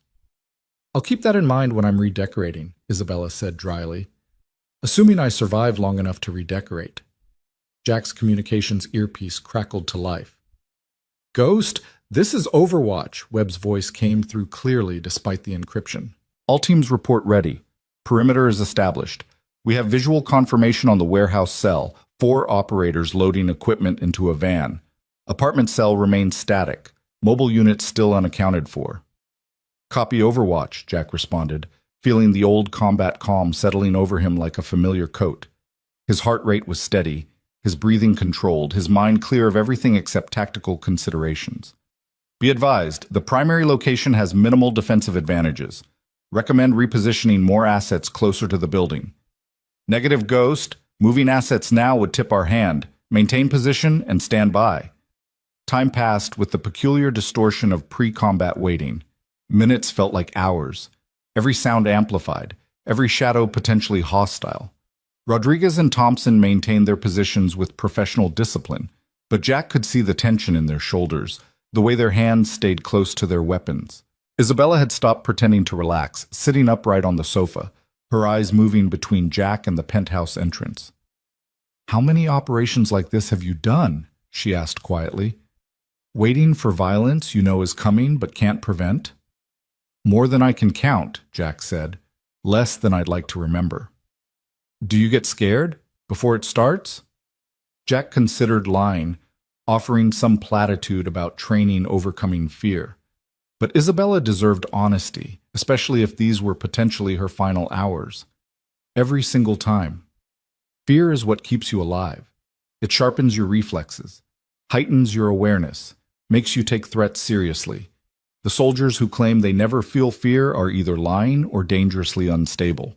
The trick isn't eliminating fear. It's controlling it, using it, not letting it control you. Before Isabella could respond, Webb's voice exploded through the communications channel. All units. Warehouse cell is mobile, heading towards Sterling Tower. ETA 12 minutes. Apartment cell is also moving. This is not a drill. Ghost, you have incoming hostiles, multiple vectors, estimated 8 to 12 operators. Rules of engagement are now active. Jack's body responded before his conscious mind finished processing, moving toward Isabella with fluid economy. Time to move. Kitchen, behind the granite counter, stay low and stay quiet. Isabella complied instantly, her earlier promise of smart compliance proving accurate. She moved fast but controlled, getting into position while Jack established his primary defensive position near the main entrance, giving him overlapping fields of fire that covered both the door and the service entrance that led to the building's mechanical spaces. "Rodriguez, Thompson, tighten your positions," Jack ordered. "They're going to come hard and fast. Your job is to slow them down, force them into kill zones, and survive long enough for the tactical teams to arrive. Do not try to be heroes." Both men acknowledged with curt nods, checking their weapons, settling into defensive stances that suggested competence if not quite Special Forces level proficiency. Webb's voice provided continuous updates. "Warehouse cell ETA 9 minutes. Apartment cell ETA 11 minutes. Aerial surveillance has visual on both vehicles. Still no contact with mobile units. Ghost, be advised they could already be in the building." Jack's instincts were screaming now, that primitive warning system that had kept him alive through too many impossible situations. Something was wrong with this scenario. The timing was too perfect, the approach too obvious. Professional operators didn't announce their arrival like this, didn't move in vehicles that could be tracked by satellite surveillance, unless they wanted to be tracked. "Overwatch, Ghost," Jack said urgently. "I think we're missing something. The warehouse and apartment cells are a diversion. The real threat is already in the building, the mobile units we couldn't track. They've been here the whole time, waiting for us to focus on the obvious approaches." Webb's pause lasted 3 heartbeats, an eternity in tactical time. "Explain your reasoning, Ghost." "Volk knows we captured 3 of their operators. They know those operators will eventually talk, providing intelligence on Volk's methods and capabilities. The smart play isn't to send more operators through approaches we're obviously watching. The smart play is to sacrifice the cells we can track while the operators we can't track achieve the objective." "You're suggesting the warehouse and apartment cells are bait?" "I'm suggesting they're either bait or they're planning something we haven't anticipated. Either way, the threat isn't 12 minutes out. It's already here." As if summoning them by speaking their existence, Jack's ears caught a sound that didn't belong. The whisper of fabric against metal, coming from the service entrance. Too quiet for civilian hearing, but unmistakable to someone trained to detect infiltration. "Contact service entrance," Jack said quietly into his mic, bringing the MP7 to his shoulder, sight picture perfect, finger resting lightly on the trigger guard. "I have movement. No visual yet. Rodriguez, Thompson, reorient on my position." The service entrance door exploded inward, not with the controlled breach of professional operators, but with the devastating violence of shaped charges designed to destroy obstacles and disorient defenders. The blast wave hit like a physical fist, accompanied by flashbang grenades that turned the penthouse into a hellscape of light and noise. Jack's training saved him. He'd closed his eyes and opened his mouth the instant before detonation, minimizing the disorientation. He fired through the smoke and debris, controlled 3-round bursts aimed at the doorway where operators would be entering, using sound and memory to guide his shots since vision was temporarily useless. He heard the distinctive sound of bullets hitting body armor, heard someone grunt in pain, heard boots on marble as figures moved through the breach with professional coordination. His vision cleared in time to see 4 operators in full tactical gear flowing into the penthouse, weapons up, moving in practiced patterns that spoke of hundreds of hours of training. Jack's first burst caught the lead operator in the hip, below where his armor protected, sending him down with a scream. The second burst forced the remaining 3 into cover behind furniture that wouldn't stop bullets but broke their sight lines. Rodriguez and Thompson were firing now too, their weapons adding to the chaos, but they were out of position and their shots went wide. One of the Volk operators, a woman with ice-cold eyes visible through her tactical mask, put a precise burst into Thompson's center mass. His armor caught most of it, but the impact sent him stumbling backward, gasping for air. Jack moved, because staying still meant dying. He flowed across the penthouse, using furniture and walls for momentary concealment, getting angles on the operators that their armor couldn't protect. His MP7 barked twice more, catching one operator in the thigh and another in the shoulder, disabling shots, professional shots, the kind of marksmanship that came from thousands of hours on ranges and in kill houses. But there were still 2 operators active, and Jack's movement had exposed him. The female operator had him dead to rights, her rifle coming around with mechanical precision, and Jack knew with absolute certainty that he'd made a tactical error that would cost him his life. The shot never came. Instead, the operator's head snapped sideways as a gunshot echoed from the kitchen area. Jack's eyes tracked the trajectory and found Isabella Lane standing behind the granite counter, Rodriguez's backup pistol in her hands, recovered from where he'd fallen, smoke still wisping from the barrel. "I said I'd fight," Isabella said, her voice shaking but her hands steady. The final Volk operator made a tactical decision, his training recognizing that the operation had failed, that his teammates were down, that extraction was more important than objective completion. He retreated toward the service entrance, laying down suppressing fire that forced Jack to take cover, and disappeared into the smoke still pouring from the breached doorway. "Overwatch, Ghost," Jack gasped into his mic, checking himself for wounds and finding none. 4 operators neutralized, 1 escaped through service entrance. "We need medical now. Thompson is down, Rodriguez is wounded, Isabella Lane is secure." Webb's response was drowned out by the sound of helicopters descending toward the building's roof and the thunder of boots as Captain Chen's tactical team breached through the main entrance. Within seconds, the penthouse was swarming with DIA operators, medics rushing to the wounded, weapons trained on the downed Volk contractors. Captain Chen appeared at Jack's side, her expression mixing relief and respect. "Hell of a defensive action, Commander. 4 hostiles down, 1 civilian saved, minimal friendly casualties. That's exactly what your reputation suggested you were capable of." Jack barely heard her. His eyes were on Isabella, who dropped the pistol and collapsed behind the granite counter, shaking with post-combat adrenaline. He moved to her side, kneeling, checking for wounds and finding only shock. "You saved my life," Jack said quietly. "That operator had me dead. If you hadn't taken that shot, move first, understand later," Isabella quoted back at him, her voice breaking. "That's what you told me. So when I saw her aiming at you, I moved. I grabbed the gun. I aimed. I fired. Understanding can come later." Webb's voice came through multiple channels simultaneously, addressing both Jack and the tactical teams. "All units, warehouse and apartment cells, have been intercepted by FBI tactical units. No resistance. They surrendered immediately upon being surrounded. Initial interrogation suggests they were indeed a diversion, sent to draw our attention while the mobile unit executed the actual assault." "One of the mobile unit escaped," Jack reported. "Last seen heading into building mechanical spaces. He's wounded. I hit him at least once, but mobile. Consider him armed and extremely dangerous." "Already on it," Webb responded. "We're sealing the building, deploying K9 units, and flooding the mechanical spaces with surveillance drones.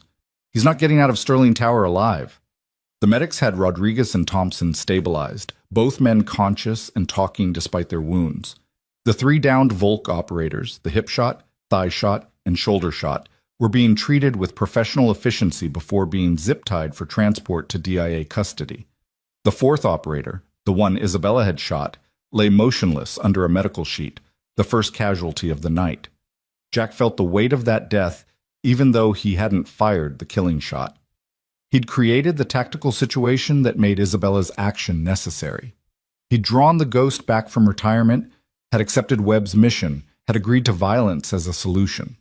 The blood on the penthouse floor was on his hands as much as anyone's. "Commander Turner?" Captain Chen was speaking to him, concern evident in her voice. "Sir, are you injured? You're bleeding from your left arm." Jack looked down and discovered she was right. A graze wound, probably from a ricochet. Nothing serious, but bleeding steadily through his tactical vest. He hadn't even felt it during the firefight, adrenaline and training overriding pain signals. "I'm fine," he said automatically. "Just a scratch." "Medic," Chen called, and within moments Jack was being treated by a young woman with steady hands who cleaned and bandaged the wound with practiced efficiency. The penthouse slowly transformed from an active combat zone to a secured crime scene. Evidence markers appeared. Photographers documented everything, and federal agents in suits and credentials began the tedious process of collecting statements and establishing official narratives. Webb appeared through the chaos, his tactical gear replaced by his civilian suit, somehow looking fresh despite commanding an operation for the past 6 hours. "Commander, Ms. Lane, we need to discuss what happens next." They relocated to Isabella's home office, one of the few rooms in the penthouse that hadn't been damaged by the assault, where Webb laid out the immediate future with bureaucratic precision. The official story is that Russian intelligence operatives attempted to kidnap Ms. Lane to acquire classified information she'd unknowingly received from Dr. Chester Chen. Federal agents intercepted the operation, resulting in 4 suspects wounded, 1 fatality, and 8 additional arrests. The civilian contractor who assisted in Ms. Lane's defense, that's you, Commander, will be officially commended but kept out of media coverage for security reasons. What about the Prometheus research? Isabella asked. The real reason Volk wanted me? Sterling Enterprises will transfer all related research, data, and prototypes to the Department of Defense, Webb said. It wasn't a request. In exchange, you'll receive immunity from prosecution for the initial acquisition of classified materials. The official position will be that Dr. Chen misrepresented the research's classification status, making you an unwitting victim rather than a willing participant. That's generous, Isabella said quietly. More generous than I deserve. It's pragmatic, Webb corrected.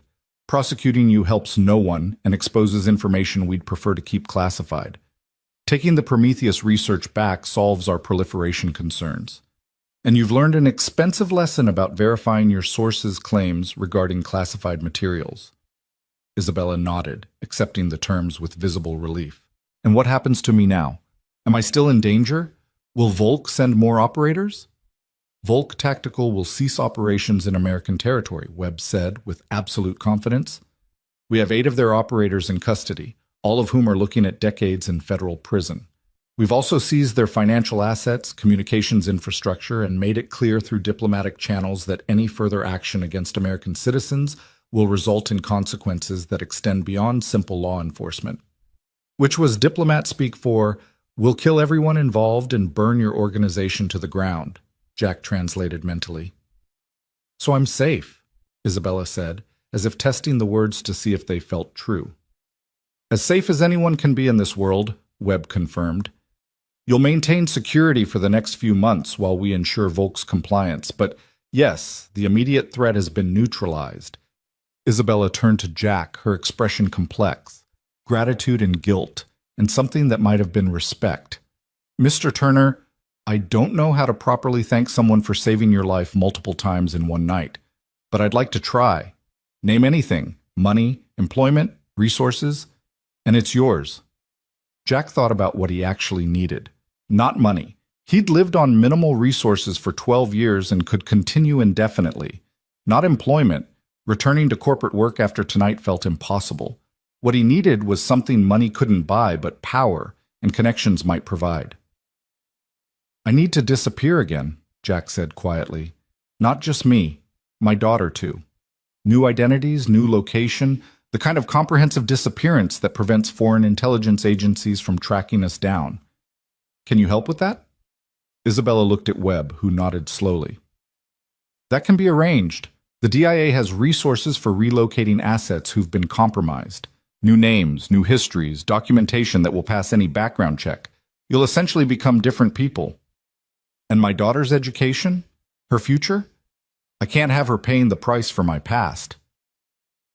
Full scholarship to any institution she qualifies for, routed through a legitimate foundation that won't raise questions, Webb said, along with a trust fund sufficient to provide for her needs through adulthood. Consider it payment for services rendered and insurance against you ever discussing what you've seen and done. It was a good deal, better than Jack had expected, but there was one more thing he needed, one more piece of the normal life he'd promised Sarah he'd give their daughter. I want Marcus Chen included in the relocation package, Jack said. He's been protecting my daughter tonight, and he's the only family she has beyond me. Whatever new identity we're getting, he needs to be part of it. Done, Webb agreed without hesitation. Anything else? Jack looked around Isabella's office, at the expensive furniture and corporate awards, the visible markers of success and achievement. Then he thought about Ella, probably asleep in Marcus's mountain cabin, dreaming of stars and coloring books and a father who always came home. I want my daughter to never know what I did tonight, Jack said. I want her to grow up believing her father was just a janitor who got lucky, who happened to be in the right place at the right time. Not the ghost, not a killer, just Dad. Webb studied him for a long moment, his expression unreadable. That's probably not possible, Commander. The videos from the ballroom are still circulating. Journalists are already investigating your background, trying to piece together how a maintenance worker could move like a special forces operator. Eventually, someone will connect the dots. We'll discover that Jack Turner died 12 years ago in Afghanistan, and that the ghost walked out of those mountains alive. Then I'll deal with that when it happens, Jack said. But for now, for as long as possible, I want Ella to have normal. To have the childhood I promised her mother she'd have. That's what I'm asking for, Deputy Director. Not money, not glory, not recognition, just the chance to be a father instead of a weapon. Webb's expression softened fractionally. You're a better man than most of the people I work with, Commander. Better than most of the people I've commanded. The world needs weapons, needs people willing to do hard things in dark places. But it also needs fathers who love their daughters more than they love violence. He extended his hand. You'll have your normal life, Jack Turner. Or whatever your new name ends up being. The ghost can finally rest. Jack shook his hand, feeling the weight of 12 years lifting slightly. Not gone, violence left marks that never fully faded, but lighter. Manageable. The debriefing took another 2 hours, every detail documented, every decision justified, every bullet accounted for. Jack gave his statement with professional precision, edited to remove anything that might reveal just how much tactical knowledge he still possessed, how easily he'd slipped back into the ghost patterns. Dawn was breaking over the city when Jack finally left Sterling Tower, escorted by DIA agents who drove him to a safe house where Marcus and Ella were waiting. The mountain cabin Webb had mentioned was real, isolated, secure, and currently serving as temporary housing while the relocation paperwork was processed. Ella was awake when Jack arrived, sitting on the cabin's porch with Marcus, watching the sunrise paint the mountains in shades of gold and amber. She saw the SUV approaching and was running before it fully stopped, her small body colliding with Jack's with enough force to make him stagger. "You came back," she sobbed into his chest. "You promised, and you came back." "Always, baby girl," Jack murmured, holding her tight enough that he could feel her heartbeat, reassuring himself that she was real, safe, whole. "Always." Marcus approached more slowly, his expression carefully neutral. "How bad?" "4 down, 1 civilian casualty, 1 escaped but wounded," Jack said quietly over Ella's head. "The threat is neutralized. We're getting relocated, new identities, the full package. You're included if you want." "Do I want to give up my comfortable civilian consulting business to go on the run with my former commanding officer and his daughter?" Marcus pretended to consider. "Yeah, Jack, I'm in. Sarah made me promise to look after both of you. Figure this makes keeping that promise easier." They went inside the cabin, where a breakfast neither man had cooked was waiting. DIA catering, apparently even safe houses, came with food service. Ella ate pancakes while Jack and Marcus drank coffee and didn't talk about the violence that had occurred hours earlier, the lives ended and changed, the impossible decisions made. "There's something I need to tell you," Jack said to Ella once she'd finished eating, once the morning sun had burned away the last shadows of night. "About what happened. About who your father used to be." "The ghost," Ella said simply, making Jack freeze. "I heard Deputy Director Webb talking. I heard the agents calling you Commander. I know you were a soldier, Daddy. A special kind of soldier who did dangerous things." Jack exchanged glances with Marcus, who shrugged as if to say kids hear everything. "Yes," Jack confirmed, because lying served no purpose now. "I was the ghost. A long time ago, I led a team of soldiers who did missions that other soldiers couldn't do.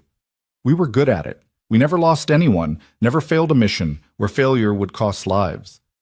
"But you walked away," Ella said, "because you met Mom, because you wanted to be normal. Because your mom showed me that being a weapon wasn't the same as being a man," Jack corrected gently. "She taught me that real strength isn't about how well you fight.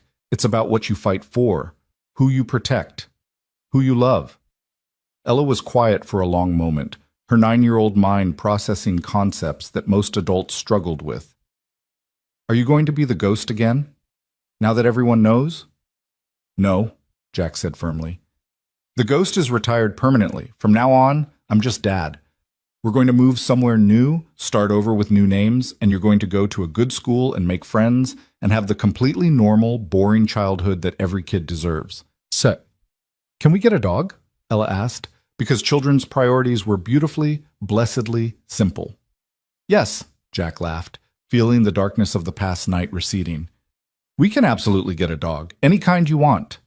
I want a big one that can protect us if bad guys come back. The bad guys aren't coming back, Marcus assured her. Your dad made sure of that. He's very good at making sure bad guys don't come back. Ella seemed satisfied with that answer, returning to her pancakes with the resilience that children possessed, the ability to process trauma and move forward without carrying the same scars adults accumulated. Jack watched his daughter eat and felt something settle in his chest. Not quite peace, but maybe the beginning of it. He'd walked back into the shadows one final time, had become the ghost for one more mission. But he'd done it to protect what mattered most, to ensure that Ella could grow up without looking over her shoulder, without fear that her father's past would destroy her future. The official paperwork for their relocation arrived within a week. Jack Turner became Michael Sullivan, a widowed architect from Portland with a daughter named Emma. Marcus Chen became David Sullivan, Michael's brother, a software consultant working remotely. The identities were thorough, complete with work histories and references and digital footprints that suggested lives lived quietly and unremarkably. They moved to a small town in Montana, the kind of place where neighbors brought casseroles to welcome newcomers, and the biggest crime was teenagers tipping cows. The house was modest but comfortable, with a yard big enough for Emma's promised dog, a golden retriever mix from the local shelter that she named Starlight. Michael Sullivan found work with a local architecture firm, designing homes and municipal buildings, using skills he'd actually possessed in his previous life to create something lasting and beautiful. David Sullivan established his consulting business in the house's converted garage, providing cybersecurity advice to companies that never realized they were being protected by one of the military's former top intelligence specialists.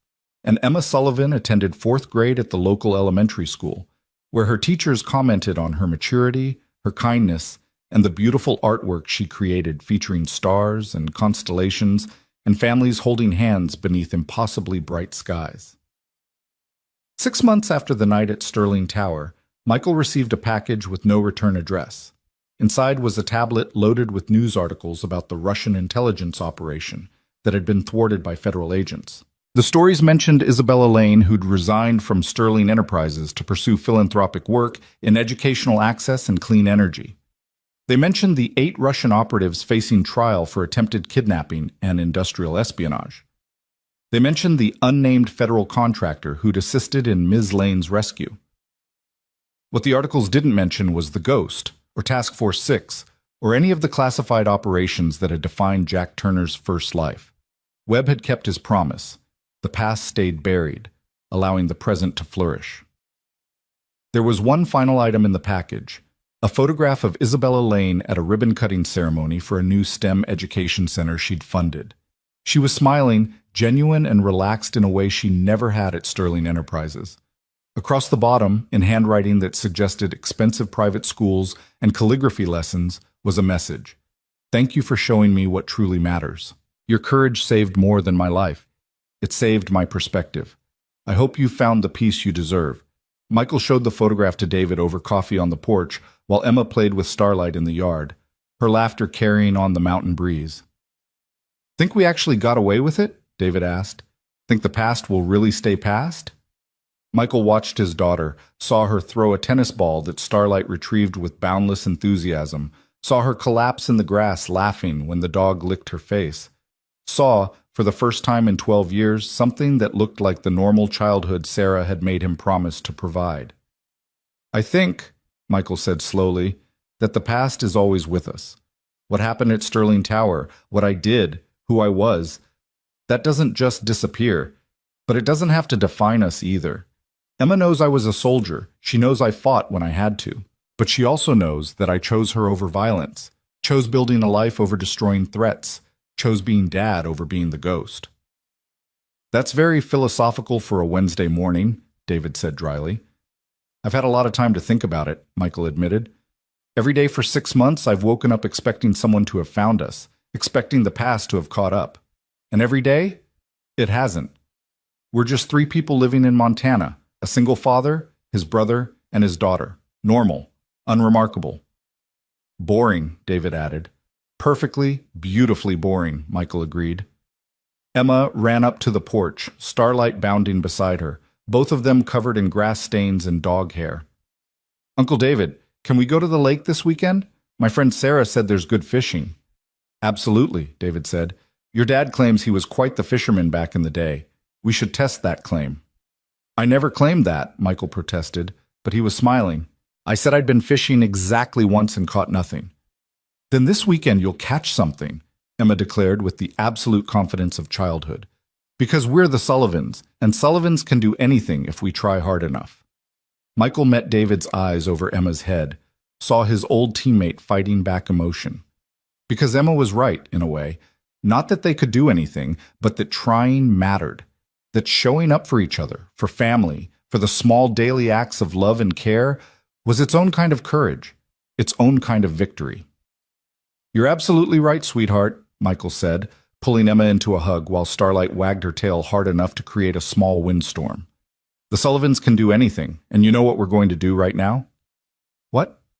We're going to go inside, make some lunch, and then spend the afternoon doing absolutely nothing dangerous, exciting, or interesting.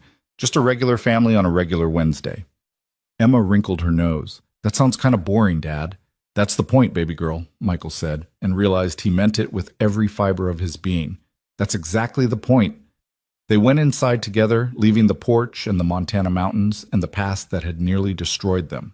Jack Turner, commander, ghost, weapon, stayed outside with the morning sun and the memories of missions that would never be declassified. Inside was Michael Sullivan, father, architect, man trying desperately to be normal. And that was enough. That was everything. Later that evening, after Emma was asleep and David had retreated to his garage office, Michael stood at his daughter's bedroom door, watching her breathe in the peaceful rhythm of childhood dreams. Starlight lay at the foot of her bed, already adapting to his role as protector and companion. The silver ring still sat on Michael's left hand because some promises transcended identities. The inscription, Ghost 6 Omnia, remained hidden, visible only to those who knew what to look for. It was a reminder, a memorial, a promise that the man who'd walked out of the Hindu Kush mountains had become something better than a weapon. He'd become a father who kept his promises. A man who'd fought his last battle not for medals or missions, but for his daughter's right to draw pictures of stars without fear. A man who'd finally understood what Sarah had been trying to teach him all along. That true strength wasn't measured in successful operations or zero casualty records. It was measured in moments like this, a sleeping child, safe and loved, dreaming of fishing trips and dog names and all the perfectly normal things that children should dream about. The ghost was gone, buried beneath paperwork and new identities and the quiet dignity of a life lived in the light rather than the shadows. And in his place stood Michael Sullivan, father, protector, ordinary man with an extraordinary past that he'd traded for the most valuable thing in the world, the chance to watch his daughter grow up. Outside, the Montana stars blazed in patterns Emma would learn to name, constellations that would guide her through a future her father had fought to secure. Inside, Michael Sullivan turned off the light, whispered, "Love you, baby girl," to his sleeping daughter, and closed the door on the ghosts of his past. Some men were born to be weapons. But the best men, Michael had finally learned, were the ones who chose to be fathers instead. And that choice, made every single day in 1,000 small ways, was the truest victory he'd ever achieved.